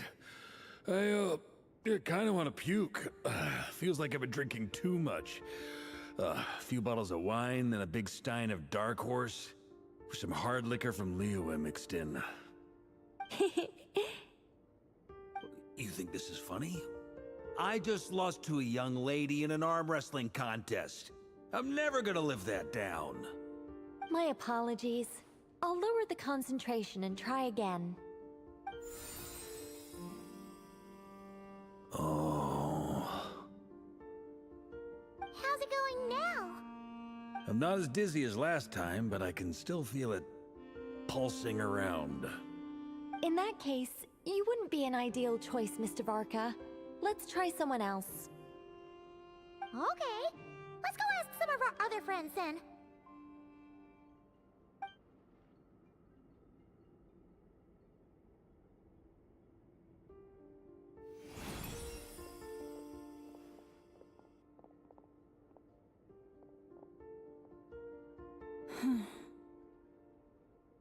No surprises here, Miss Smoonchanter.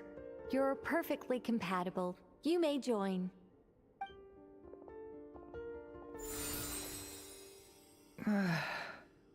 I'm getting a slight headache. Shame. You were so close. Whoa, I'm itching all over. Allergic reaction. We can't have that. Huh? Well, are you gonna start a what? The Hexenzirkel is an organization that cares for and protects children. We will not have them do dangerous things. Not even tests.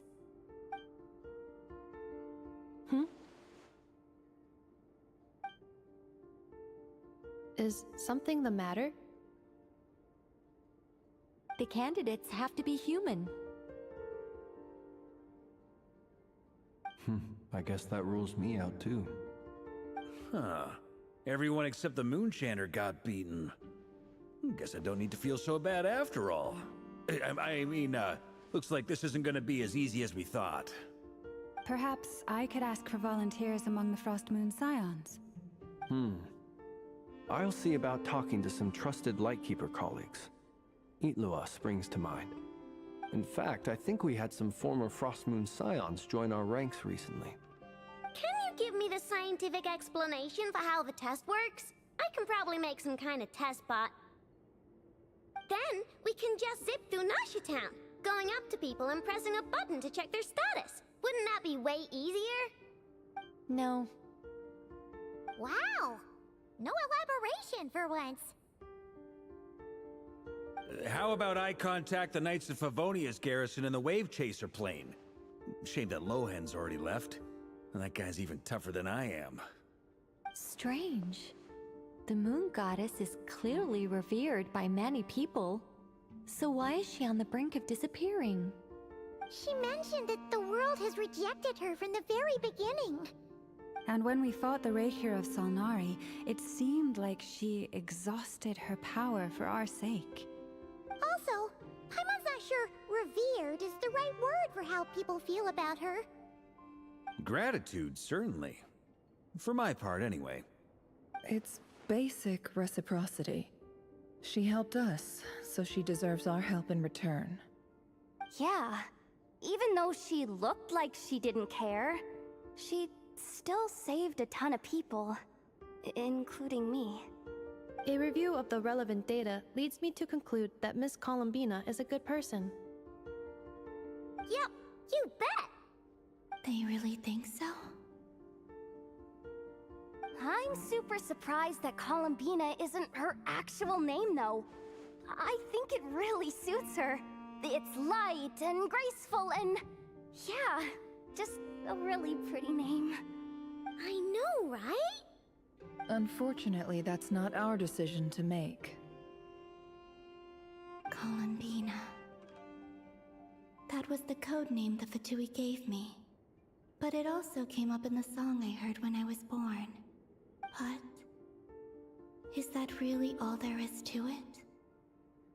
What do I truly think of my own name? Is there anyone left who will still call me by that name?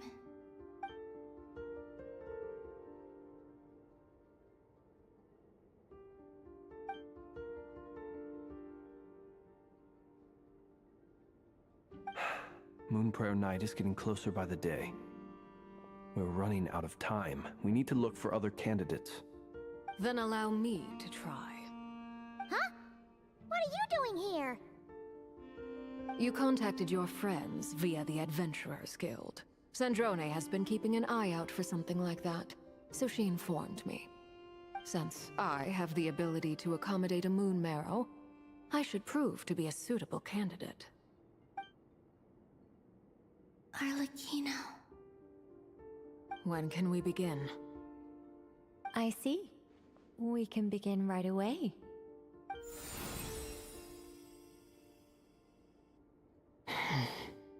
How was it? Did you feel any discomfort?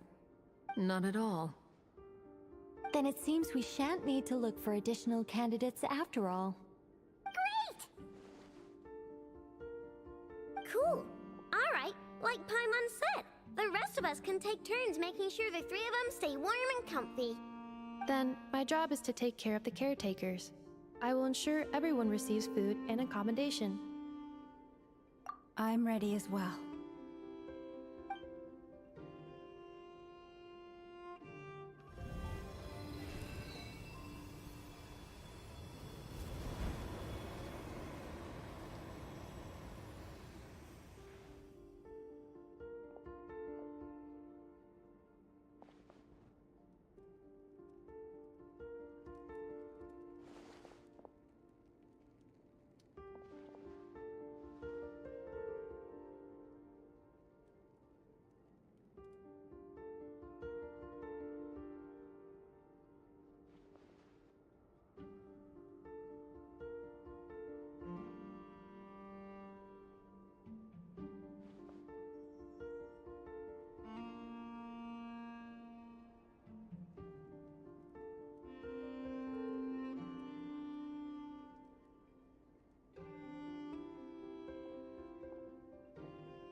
The work is done.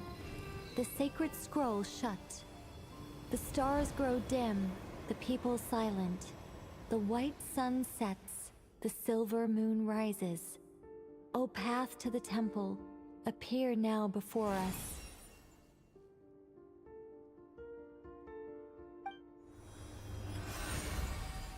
Wow! It really opened! So that's what all this is about. They've been trying to open this gate. Come, let us enter. It might be best to eat something first. Take care to chew properly and swallow slowly. It will give your body time to readjust to the digestion process. They will head in soon. They will need to enter this gate.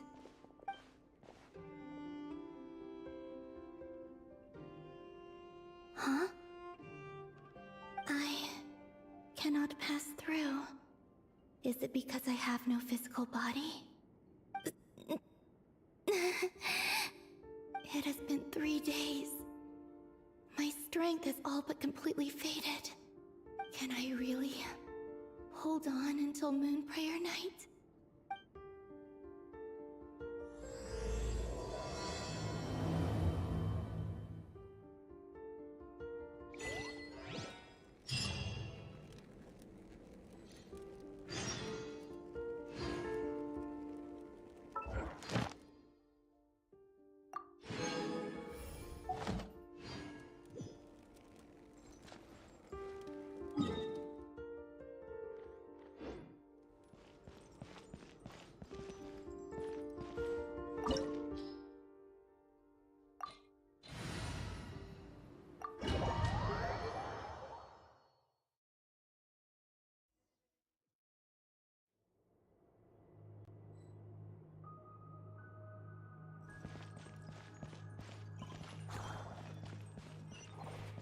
Wouldn't gliding be faster?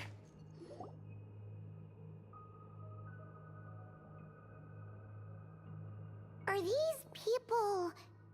Judging by their clothes, they appear to be phantom Hyperboreans from the distant past. That could mean they have some clues about the moon goddess's name, right?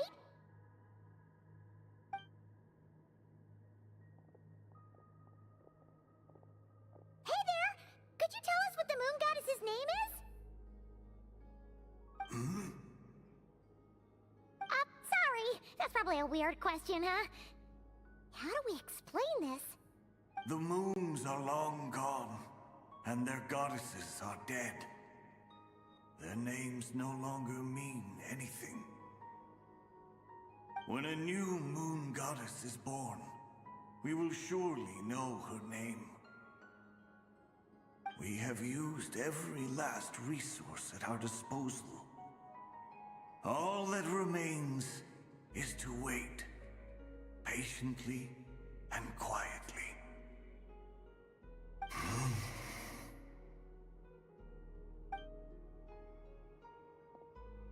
Were the people of the past all this devout? It looks like this phantom doesn't intend to converse with us any further. Surely the new moon goddess he speaks of must be Columbina. Alas, Kutar's birth came long after the age in which he lived. But, maybe if we find a phantom from a more recent age, they might know Columbina's real name. True. Keep an eye out. We should be able to tell which era they're from by the clothes they wear. Yeah! You've been pretty talkative this whole time. What changed? Oh, nothing. I'm fine. You all make good points. When the Hyperboreans speak of moon goddesses, they mean the 3 from truly ancient times.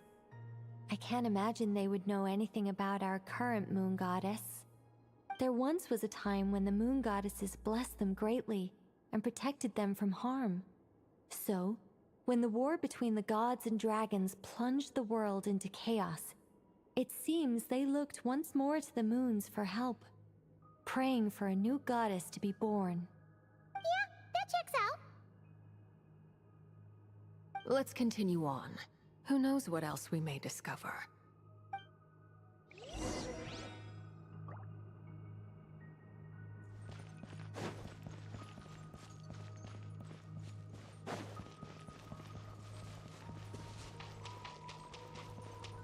There's a door blocking this path! Not a problem. Try this.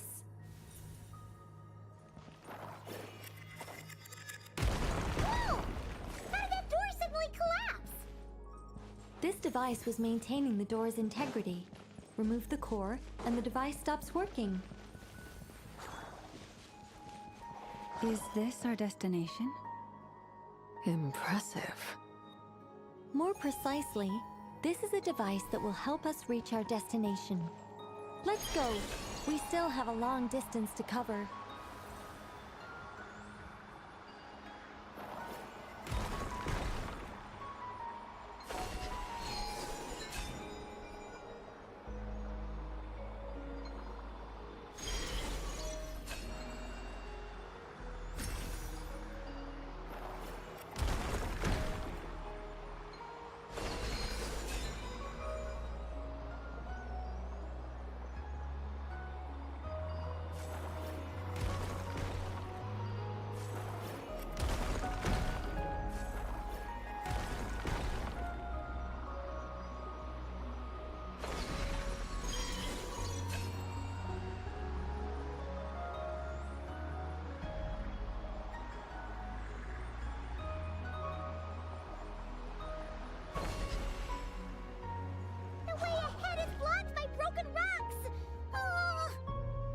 Let's try that device again.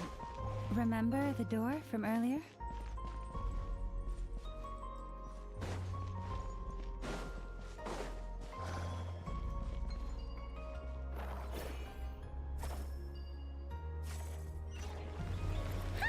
So it works in reverse, too!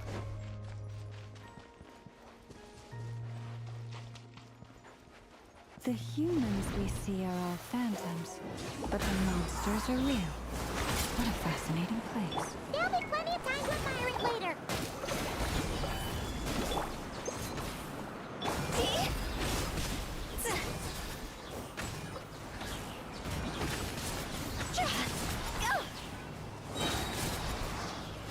Think you can get away?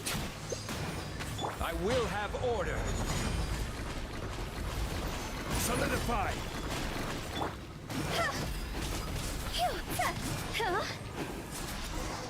Go!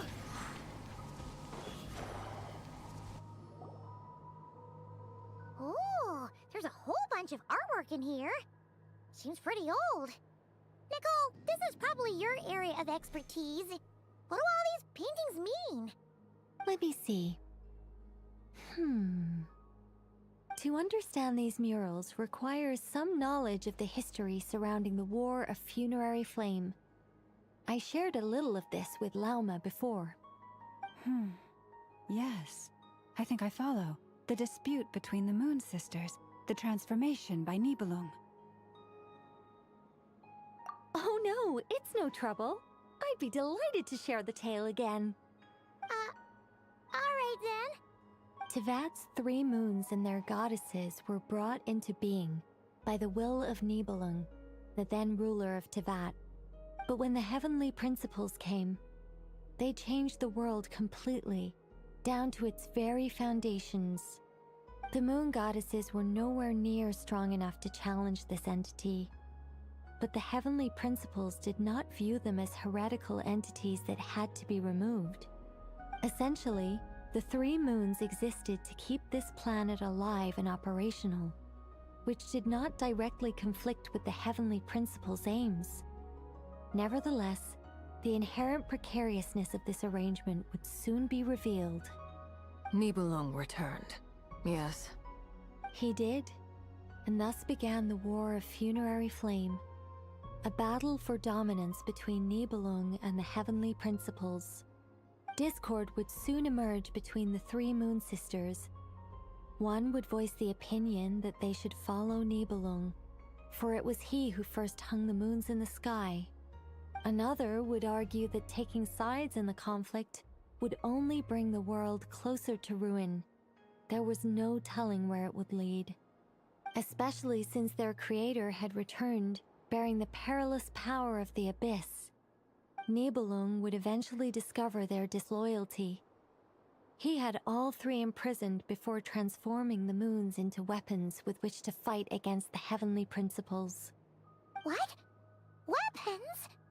Yes. The very moons that had once defended the planet became instruments of death and destruction, striking terror into the hearts of all living things. And although the heavenly principles and the three moon sisters had once been at peace, it now seemed that the moons posed an unacceptable threat to Teyvat.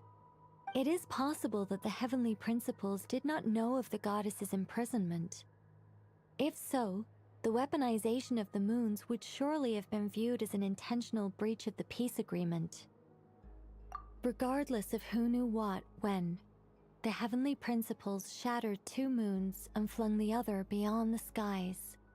Whether the goddesses managed to escape Nibelung's captivity after his fall, nobody knows. But this much is certain. From that day on, the moons no longer belonged to Teyvat. The rejection slowly drained their power until eventually they passed away. So that's the full story. You say the moon ceased belonging to Teyvat from then on. Why then would Columbina be born here? That is perhaps due to the lingering connection between the Frost Moon, which was not shattered, and this world. You could see it as the three sisters' dying wish. They never desired war. All they ever wished for was to protect this land. I see. If the final fate of the three goddesses is as you say, then Columbina faces the same grave danger. Our investigation has yet to bear fruit. We must hurry. Yeah, you're right. Let's keep going.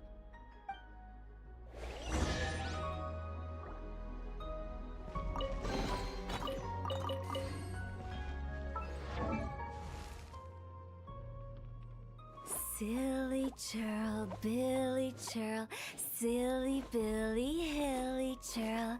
Ooh.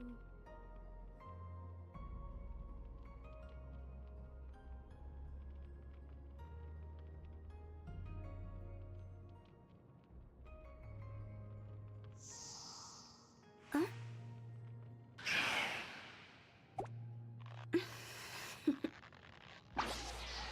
Toodaloo.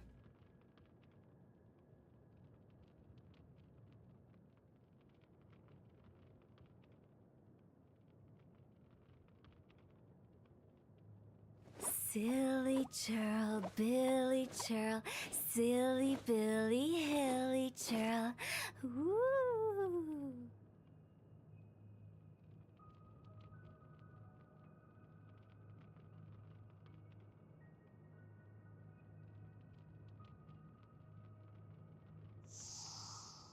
Huh?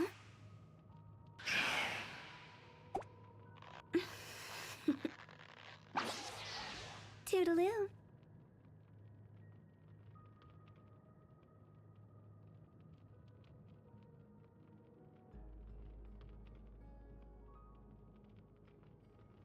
Silly churl, Billy churl, silly Billy, hilly churl. Ooh.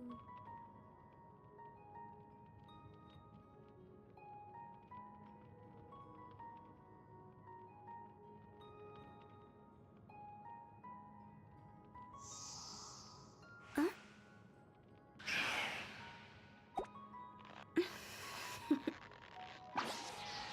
Toodaloo.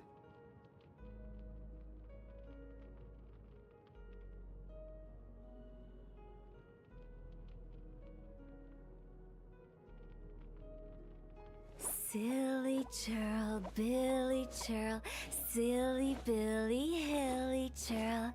Ooh.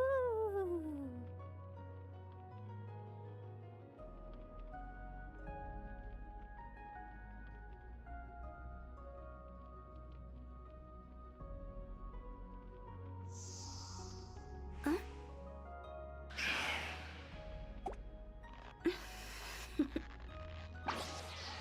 Toodaloo.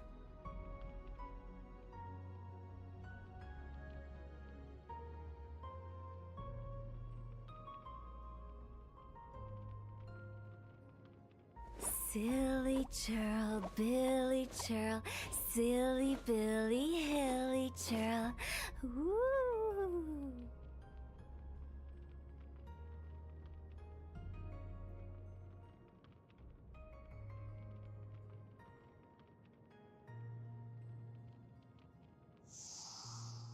Huh?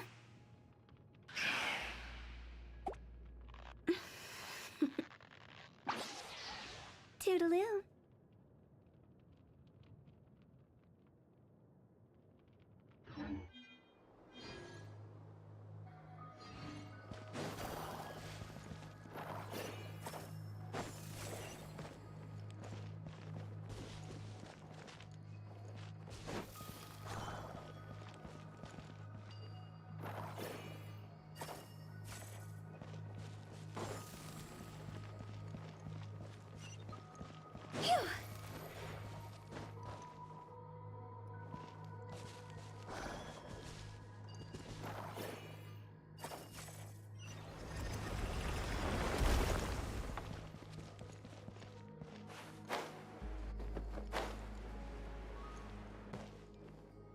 Phew.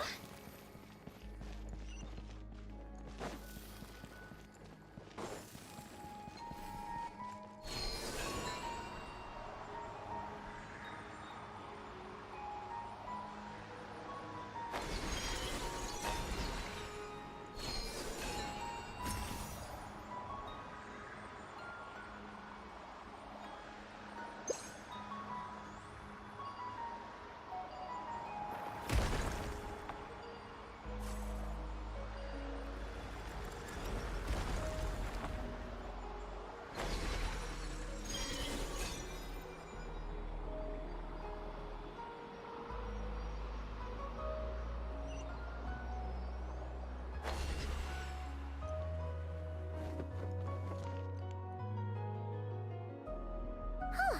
We're finally here. Guessing we'll need to activate this thing? Indeed. I was a little worried about that at first, but as we got closer, I sensed that the Kuvaki within it flows unimpeded. It should be functioning normally. The only issue is how to activate it.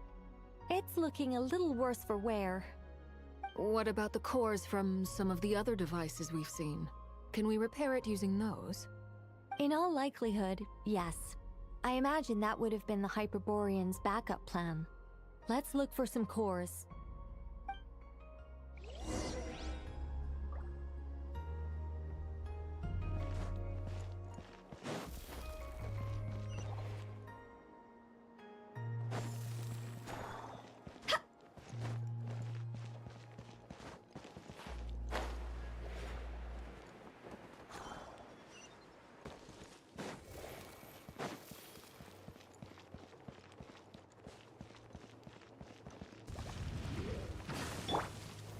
Gather!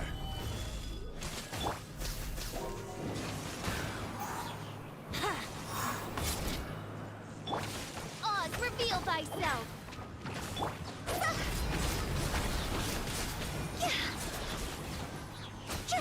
Go! Higher, hands on fire! Stabilize!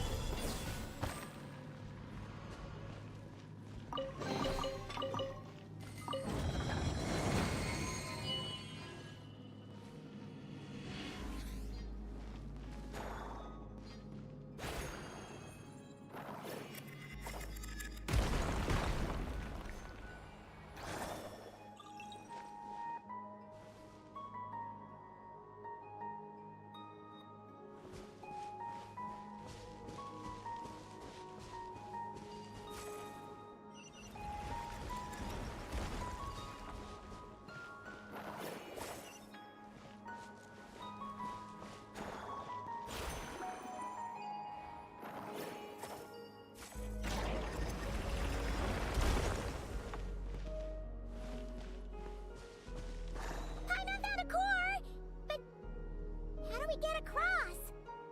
Walk up, then jump down.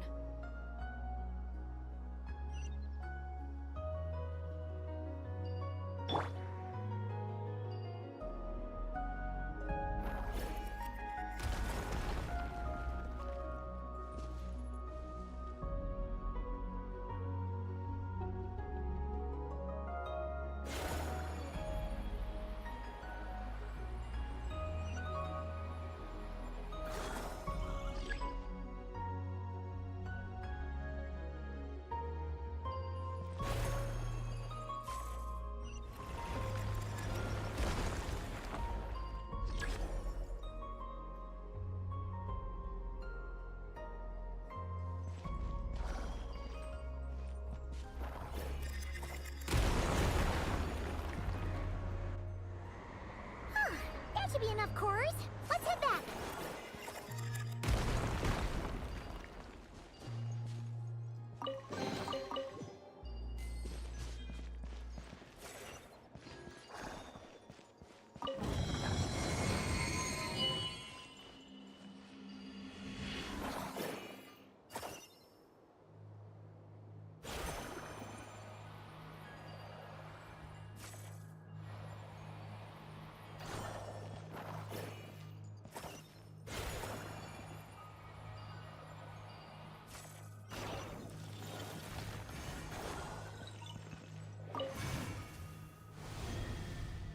The device is up and running. It's hard to believe that the ancients were capable of constructing such things. Paimon sees our destination! It's right up ahead! Yes, let's go.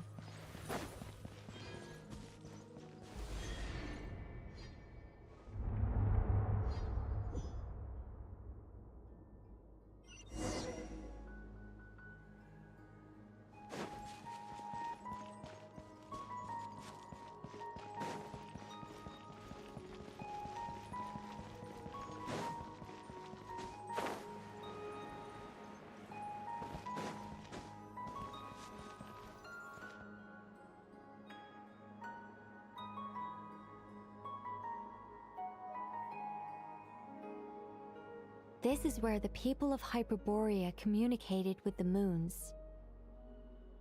We need only place the moon marrow upon this platform on Moon Prayer Night, and we shall be able to open a portal to the moon and send our moon goddess back home. The assumption being, of course, that we can find her first. That's right. You want to know if it's safe there, don't you? And yet, she has no choice but to return. You know this. Oh, that's not the only issue here. This is the end of the line, right? We've explored everything we can. And despite looking at historical artwork and talking to people from Hyperborean times, we're still no closer to learning Columbina's name. If it's not too much trouble, could you tell me exactly what Alice said to you about finding her name? Oh, sure. What she said was... Then your first job is to find it. As a moon goddess, I'm sure she must have a name she identifies with. Neither Columbina nor Kutar is her true name, and she's never really accepted either of them. Is it not also possible that she has never had a true name? Not at any point in history? That would be a hard pill to swallow. But at this point, we may have to accept that that is the truth. No one knows how she came into being, and she certainly doesn't have parents in any sense that we're aware of. Perhaps she was never granted a name at all. But does that mean there's no way to get Columbina back? She's just gonna disappear and there's nothing we can do about it? Huh? Wait, why all this pessimism? Was it the way I phrased this question? You all seem to be taking this in completely the wrong way. Well, just because she's never had a real name in the past doesn't mean she can't have one now. What? Think about what Alice said again. She never once said that you'd have to find a new name, did she? Are you saying what I think you're saying? Yes. Names are anchors that connect us to the world. If she doesn't have one already, then all we have to do is create one, no? It's like... yes. Traveler, when you first arrived in Teyvat, do you think you would have turned around if someone behind you shouted, "Hey, Tumaini"? But what about now? I understand what you mean. Life is a long journey. Even the friends and family by our side can change over time. When people call you by different names, what matters isn't so much the words themselves, but what they symbolize. And of course, whether that resonates with you. Lumine. So, close your eyes and picture the moon goddess in your mind. If you were to call out to her in this moment, what would you say?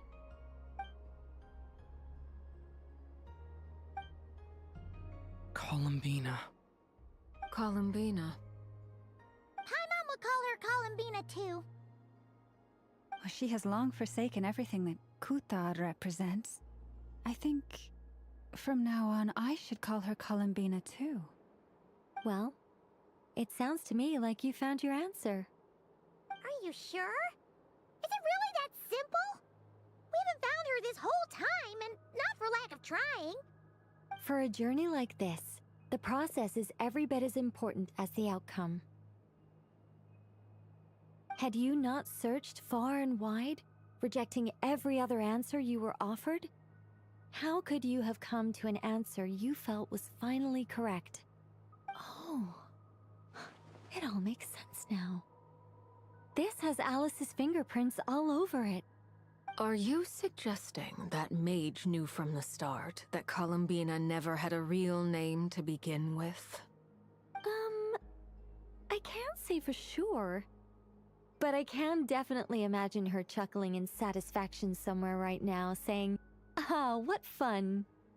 Llama, your antlers! You should hurry. The festive moon has begun to rise.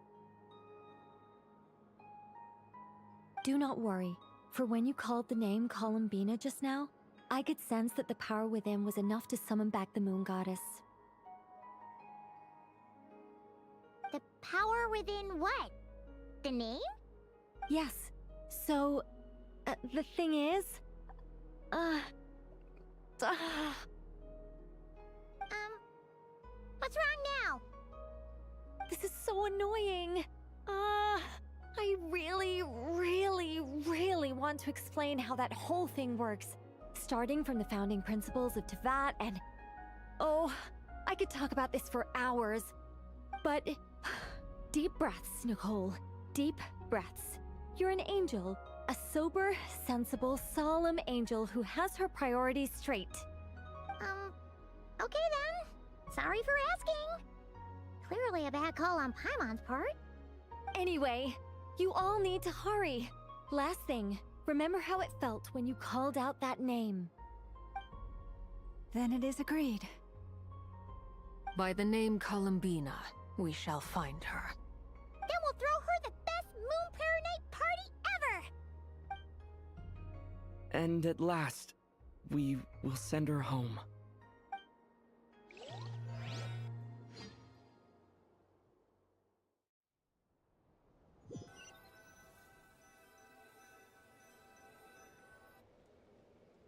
I can barely move anymore. My consciousness is fading away. Have they come back out? I'd love to see them one more time.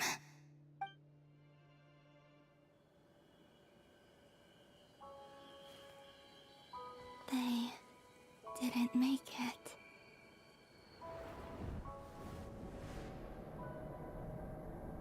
Could you tell me your name? My name is... Columbina!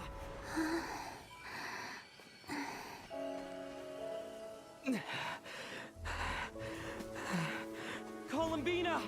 Are you here? Columbina! That's the name you gave when we first met. And it's what I've called you ever since. Columbina. It's a fine name. I have many fond memories of Columbina, and so do all of your friends.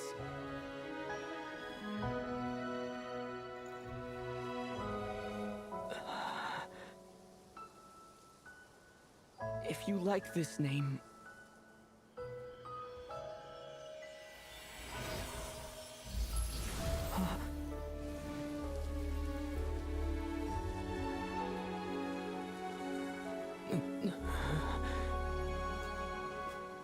Looking for me?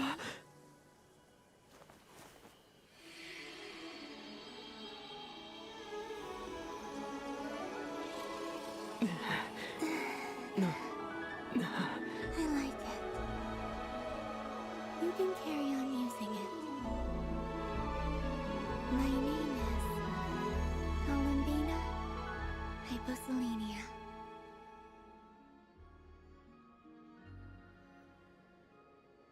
Columbina Hyposelenia. That's a wonderful name. I never thought that Columbina would become my real name. But after I met you and my other friends, the things that this name stood for slowly began to change. It went from being a Fatui code name to something my friends call me.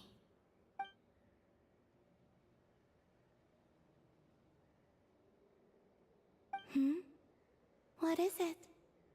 Why aren't you saying anything? I'm just so happy for you.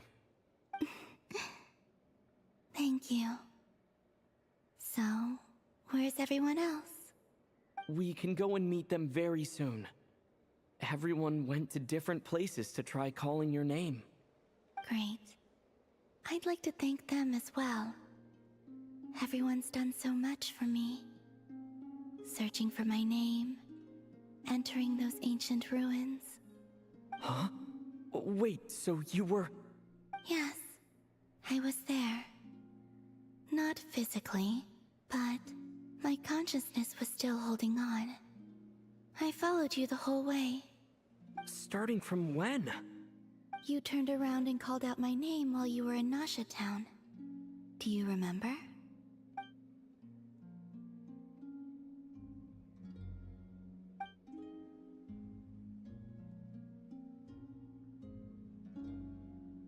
Let's go. We don't want to keep them waiting. Sure. In that case, come with me. But... Before that... Could you call my name one more time? Sure. Come with me, Columbina Hyposelenia.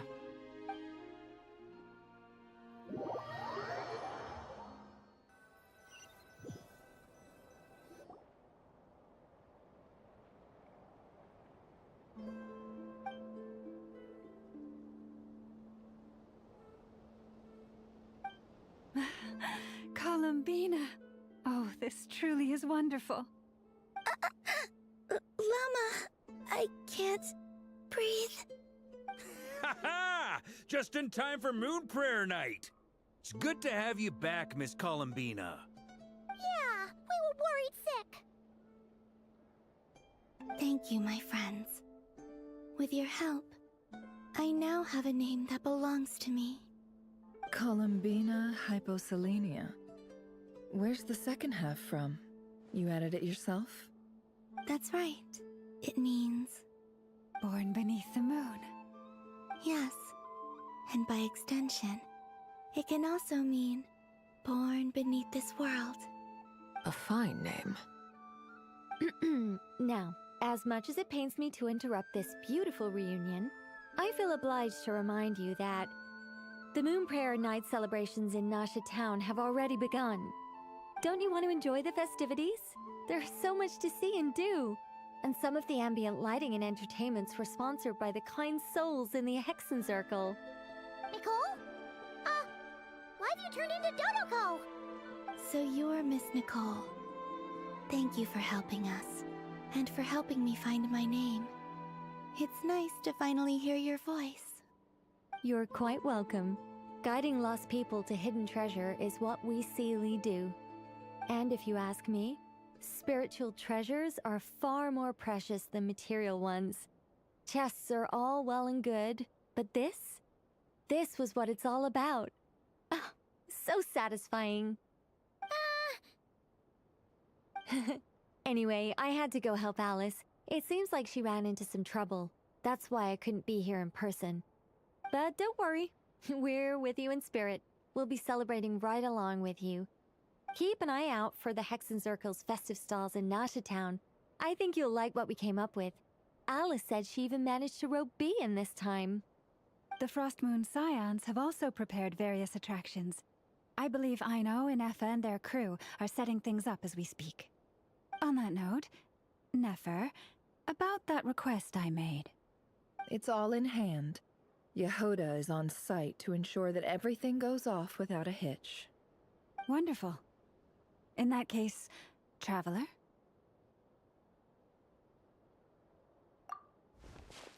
Huh? Come on, Columbina. It's time to celebrate the best moon prayer night ever.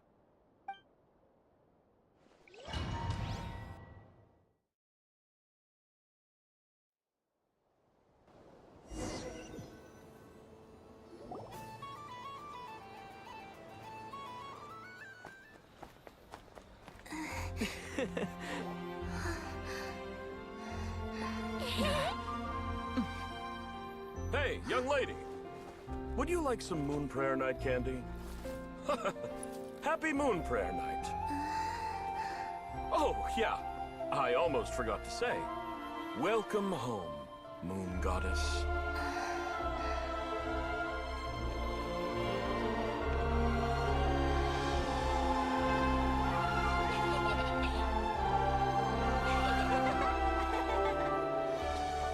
Welcome home, Moon Goddess. Welcome home, Moon Goddess.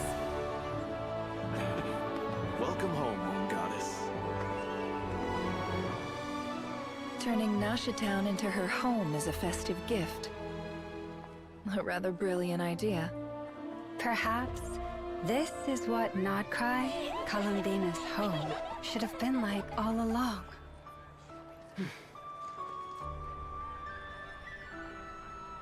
Thank you for the gift. I like it a lot.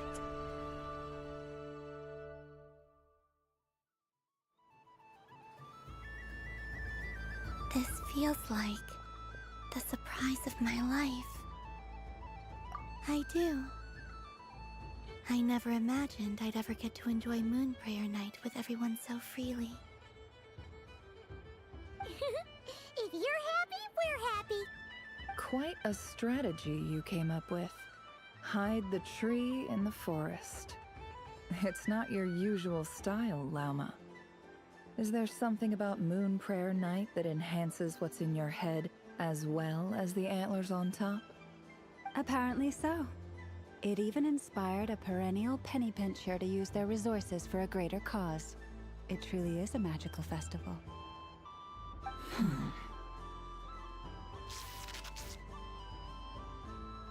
I see it now. This bickering is actually a sign of a strong relationship. Huh? What's everyone doing here? Oh, Miss Columbina, you're back. Yes, I'm fine now. Thanks for your concern. How's your progress with Alice's assignment? Very well indeed. I've never heard her sound so excited. Not like this. This time her excitement seems more serious. Seems like she's had a major breakthrough. She said she'll contact us once she knows more. In the meantime, we're free to relax and have some fun. Enjoy the time off while it lasts. I have a feeling that our next task won't be so simple.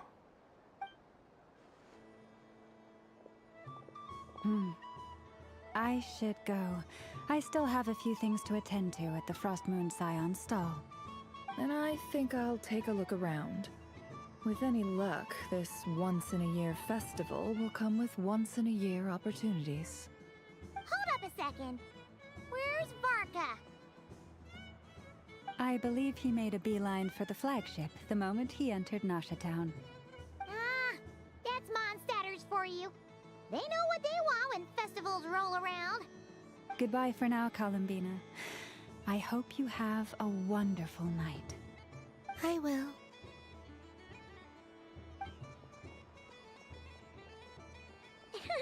Well, in that case, don't you stand there. Get out there and have some fun. You'll definitely get a warm welcome at every stall. Oh, also, take the snap book with you. It's a guide to the festival.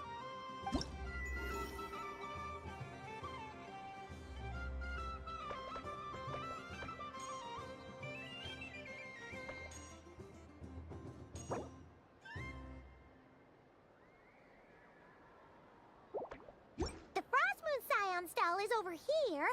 Lauma's invited a whole bunch of cute animals to celebrate too. Over there is the Hexencircle section. Alice seemed more excited than anyone about this festival, so she insisted on making it a grand affair. Oh, and then there's the Town local specialties, including... Actually, forget that. Better if you go check them out for yourself. Thank you. It looks like a lot of fun. You're not coming with me? We'll be around. But don't you want to browse by yourself for a bit first?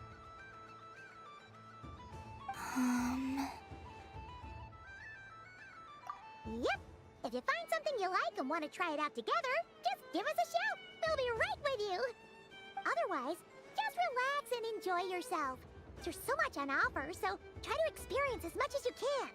And don't forget to stuff yourself with all the delicious festival food.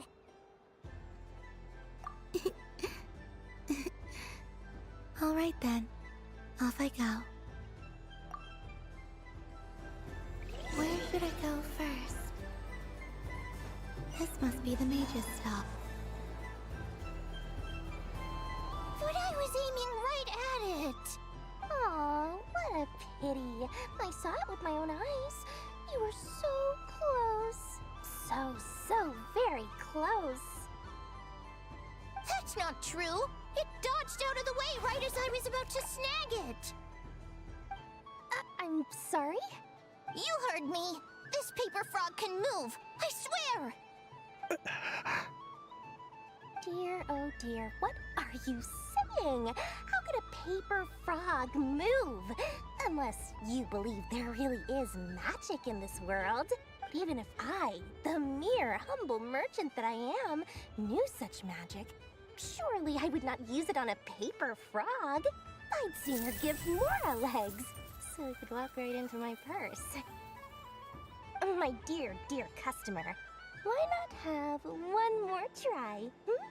This time I'll give you 12% off, a very generous discount for one of my most regular customers.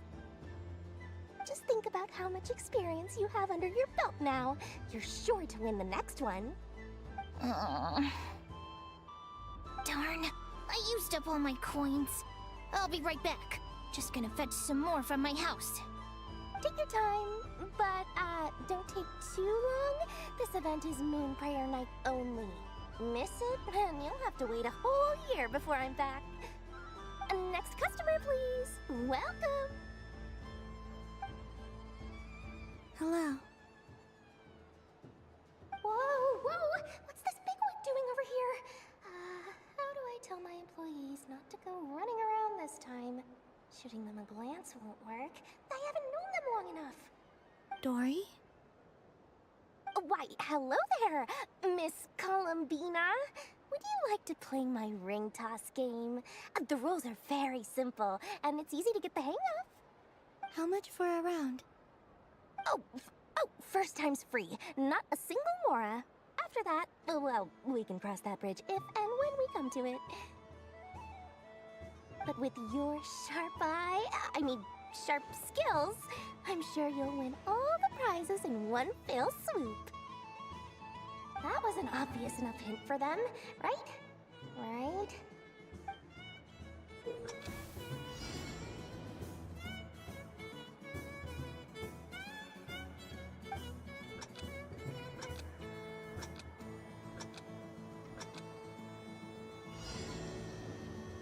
Here comes the ring! Oh, peanuts.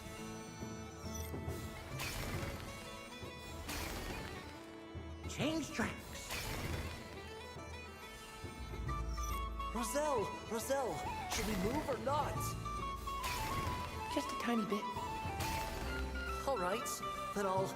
Oh, sugar plums, not the clock hands. How do I move the legs again?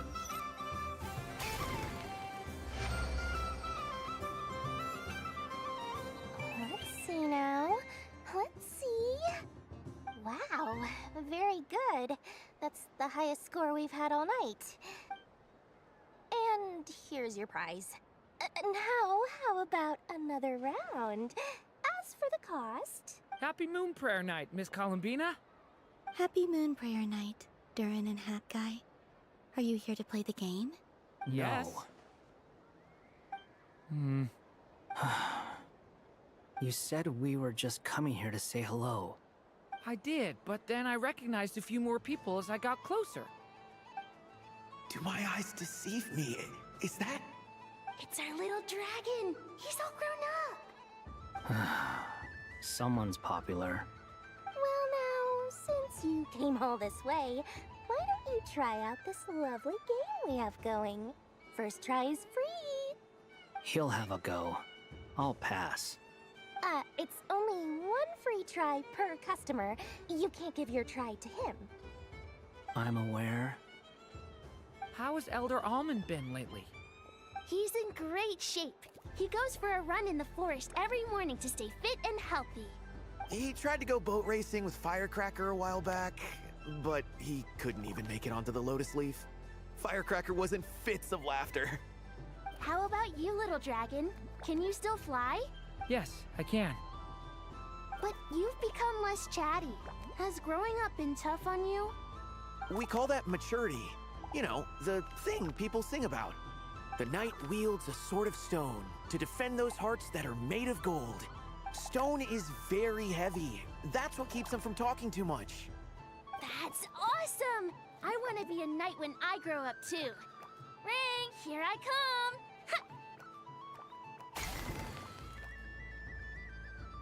Oh, the hat-wearing man. I never thought I'd see you again. You seem more determined than when I saw you last on the train. If you say so. Oh, I do say so. The people you once helped see it clearly. It's because you are once again on the right track. May the engine in our hearts propel us to the station of our dreams. I can move! I can move now, Roselle! What are you doing, running into the rings like that? You got them all so quickly! I've never seen anything like this in all my travels! Is this guy actually an old friend of theirs? But how? They're origami animals and clockwork people from a fairy tale! Getting to know them would be quite an arduous task, unless they share a hometown? I have to get to the bottom of this. Next time I see the Great Mage Alice, I shall demand answers. Thank you, Dory. I had a lot of fun. Now for your prize. Where did I put it? Give me a moment to dig it out. Oh, sweet grand prize. How I wish I didn't have to let you go. Good thing I've already turned a profit from the customers earlier in the night. Otherwise, I'd have wasted all my hard work. Okay, I'm back. What? I leave for 2 seconds and someone's already claimed the grand prize? Oh, well, these things happen, you know? Perhaps you'd be interested in one of the other prizes instead. We've got all kinds of wonderful goodies here. Is this the thing you wanted? Here, you can have it. Huh? But... Don't worry about it. It will be happier with you. Oh, thanks so much, Miss. I mean, Moon Goddess. Oh, goodness gracious, Columbina. Give me strength. How am I supposed to make any more money from this child at this rate? Daddy, look! That's the game I was telling you about! Forget it. She is the Moon Goddess after all.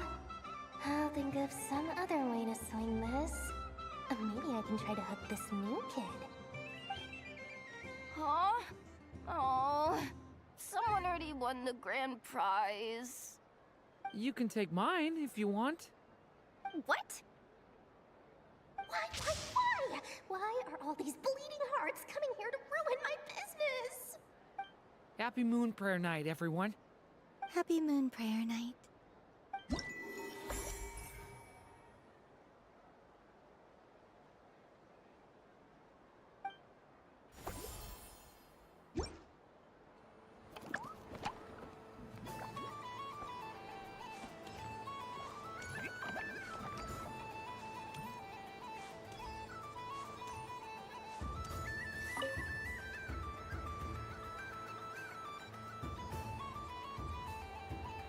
I wouldn't say it's unfair, exactly. I mean, your voice goes right into people's heads. How would you explain that to the kids? You can't just explain it away as magic. Is something the matter? Ah, Miss Columbina! No, nothing you need to worry yourself about. Ah, impeccable timing. Stick around for a second, Miss Columbina. I need your input on something. This self-proclaimed Knight of Justice has yet to give me a satisfactory answer. I, for one, would like to hear your verdict on the matter. Hey, now, I left the flagship just to help you out, Miss Nicole. What's going on? So Alice and I are both using long-range remote control spells that work on similar principles, allowing us to attend this festive fair in Dodeco form. Sorry, let me backtrack a little. While similar, there are some key differences. Alice, being a great mage, wanted her Dodeco to reflect something of her own charm and mystique. So she adjusted the way its tail moves when it spins around. An entirely gratuitous move, in my opinion. I hardly see how anyone is going to notice that. If anything, I'd say that anyone who stares intently enough at a Dodeco's tail to notice such a small detail is someone we ought to be highly concerned about.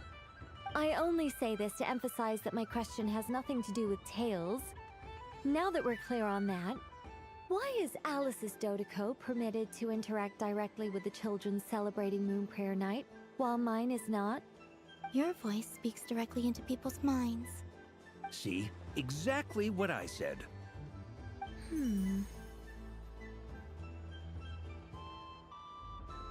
Miss Nicole? Ugh, I can't stand it. I know that probably makes me sound like a whiny child acting out in front of their parents. And it's a little embarrassing now that I think about it. But hey, I've said it now, I can't take it back. That would be even more embarrassing. Also, don't go reading too much into that analogy. It was off the top of my head. I'm actually an awful lot older than either of you. Miss Nicole, are you saying that you'd like someone to play the game you've prepared? I'm not so invested in that. It's just something cobbled together using items I borrowed from Alice. She probably didn't even make them herself. The point is, I want to know everyone's thoughts after they receive their prizes.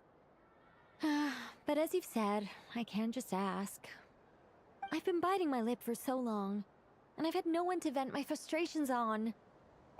I thought this was going to be a nice, straightforward festival where I'd get the chance to guide people to treasure. Well, can I play? I can't guarantee that I'll win a prize, but... You will? I'd like to try. Then what are we waiting for? Let the game begin! It's like they forgot I was ever here. Ha ha ha ha.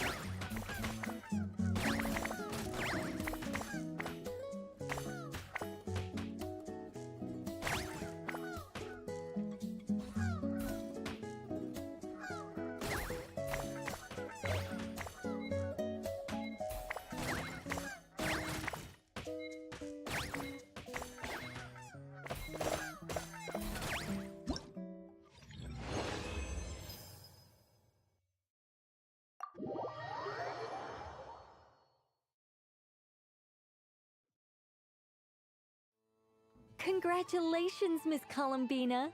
With your great wisdom, you have overcome every obstacle in your path and conquered the great challenge posed to you by fate. Fate? Well, something to that effect. If you'd prefer something more poetic, it could be the icy winds or the dawn. Anything you like, really. You could even go with the challenge posed to you by Dodeko, if that's what you're into. Anyway, you can take or leave my suggestions. Moving on. All my hopes are now resting on this. Can I open it now? Stop teasing me. Please, I'm begging you. No more talk. Just open it. Wow. What a lovely sculpture. Classic and cute at the same time. Thank you, Miss Nicole. I'll always treasure it. Ah, there we go. Music to my ears. You have my sincerest gratitude, Miss Columbina. Thank you for sharing your precious time with me and fulfilling my wish. Don't mention it. You've all done much to help me. And still, I'm the one receiving all these gifts.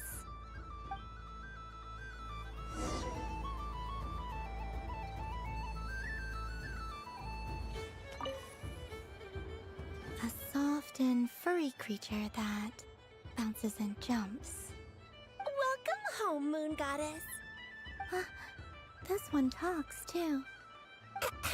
Allow me to introduce myself. I am a Dodeko from a distant archipelago, the most mischievous of all my Dodo brothers and Dodo sisters. When the going got tough, I powered through, and when I met obstacles, I boomed them away. That sounds like a lot of fun. Doesn't it just? Oh, but then the trouble started. Recently, I found a lovely beach, the same beautiful jelly color as my hometown, and so I dove in to have a look. Only to find it overgrown with seagrass and nasty little spiky fish everywhere, looking to turn me into a Dodeko kebab. I made it back to shore by the skin of my teeth, but my tail was sorely hurt. Couldn't you just boom them away?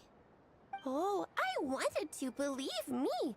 But I've heard that you, Moon Goddess, can understand animal speech. The last thing I wanted was to cause a gigantic fuss and get taken to court by a school of spiky fish. I'd be driven out of these waters for good, and my winter holiday would be ruined. And so, dear Moon Goddess, I was wondering if you might lend me your allegiance. Are you roping me into a crime? Oh, let's call it a once-in-a-lifetime carefree adventure. Does that sound better? All the festival goers tonight are dressed up as the Moon Goddess. But there's nothing to say that the Moon Goddess can't disguise herself as a Dodeko, is there? Besides, this is your home. You should be free to be whoever you wish.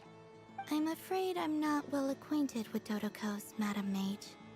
Oh, that's quite all right. We Dodekos are innocent, happy creatures with a free-spirited nature.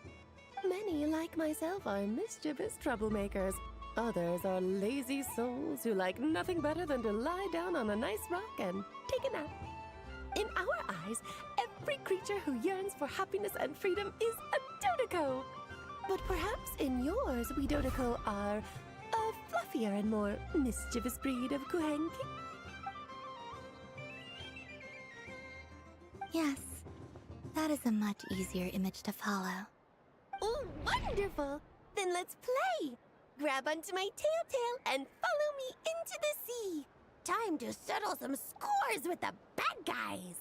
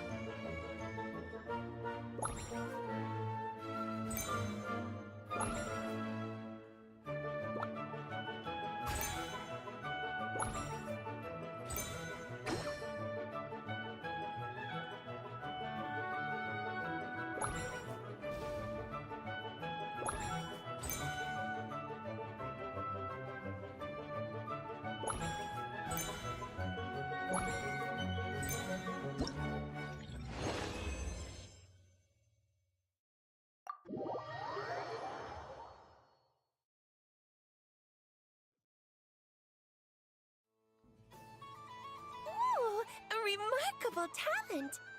So, what do you make of it? The use of Jumpy Dumpties doesn't come as naturally to me as Kuvaki, but their unpredictability makes it fun. I think they call this... novelty? Indeed! And how did it feel blowing those pesky nuisances away? Not bad. Any guilt? What do you mean? Oh, wonderful! Lovely answers to all 3 questions.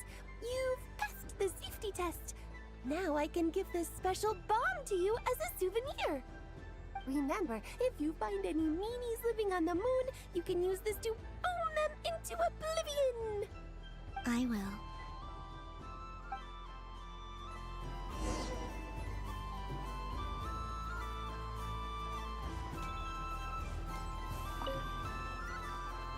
Welcome home, Moon Goddess. Oh, you're the genuine article. Alice was right. This moon prayer night was worth watching after all. Another one that talks. Greetings. Pleased to make your acquaintance. I am the Hexenzirkel member they call B. Barbeloth Trismegistus. Columbina Hyposelenia. Pleased to meet you too. Hyposelenia. A fine name indeed. Now then, Miss Columbina, do you wish to hear a mage's divination? Divination? The Frost Moon Scions used to ask me what would happen in the future. Is this like that? From the perspective of the one seeking answers, perhaps. As you look to your journey ahead, if you seek to understand the unknown, resolve your doubts, and soothe the confusion in your heart, divination could be for you. The unknowns on my journey. Of course, if one wishes to peer into fate, then hydromancy is the more precise option. But that is a complex affair, and to relegate that majestic art to the status of a festive amusement would seem somewhat uncouth. Besides, it is sometimes better to not know fate with great certainty. Hence, I shall use the suitably festive Luna Arcana to tell your fortune instead. It is more popular with the youth in any case. Lunar Arcana. Indeed. Unlike hydromancy, this will only display possibilities and trends. People like to think of themselves as creatures of agency and free will. Peering too far and too clearly into the future is detrimental to both body and soul. I'd like to give it a try. Of course you may. Come then, take a seat, Miss Columbina.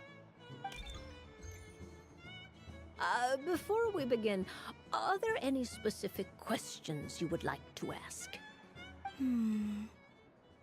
Let's stick to general possibilities and trends, like you suggested. Ah, very well.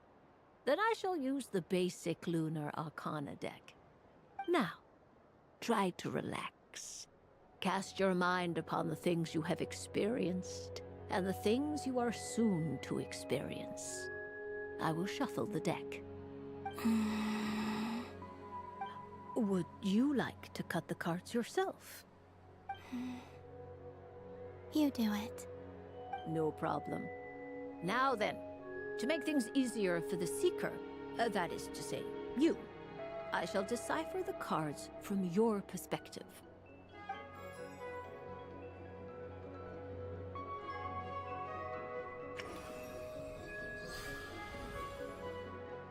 Please, draw the first Lunar Arcana. Now, draw your second card. This.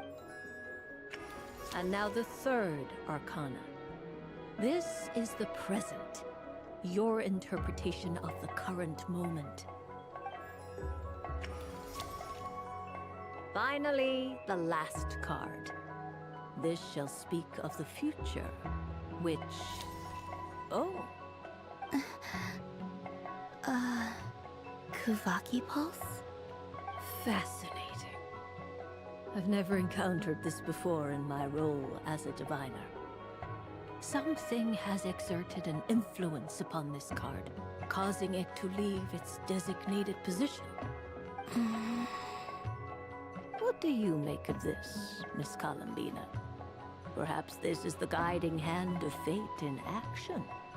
Of course, if you wish, you can choose to deny the validity of this card and draw the future for yourself. No, it's fine. Let's go with this one. A bold decision.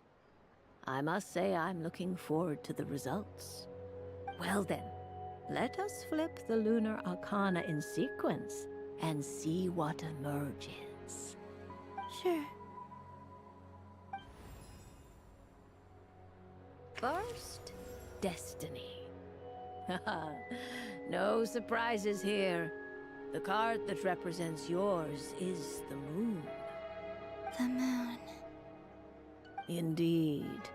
The moon can represent the truth at some times, but deception at others.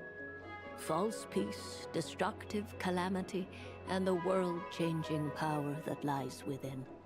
When the moon is placed on the destiny tile, it indicates that your destiny is not what it may appear on the surface. Instead, it may yet have a hidden side. It symbolizes a journey through the fog, fraught with uncertainty and deception, where one must face inner challenges head-on. I don't understand. Patience, my dear. This is but the first card, which serves as a basis for the interpretations that follow. Our divination will only grow clearer from here on out. Now then, flip the second card, the one that speaks for the past.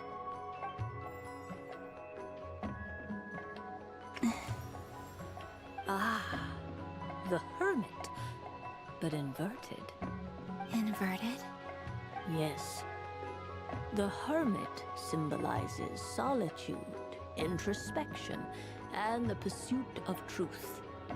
When inverted, it represents isolation, truth out of reach, and a path that leads one astray. Combined with the moon as one's destiny, the Hermit inverted represents a choice you made to stand alone in the past. It was a choice made not out of fear or arrogance, but for reasons that others could not perceive. You fumbled through the darkness without a guide, but you did not find your way. Rather, you went astray. More than once, it would seem. Is this about how I became Kutar despite not wishing to become a god? And how I joined the Fatui because I yearned for a place to belong? I suspect only you know the answer to this question. All is not lost.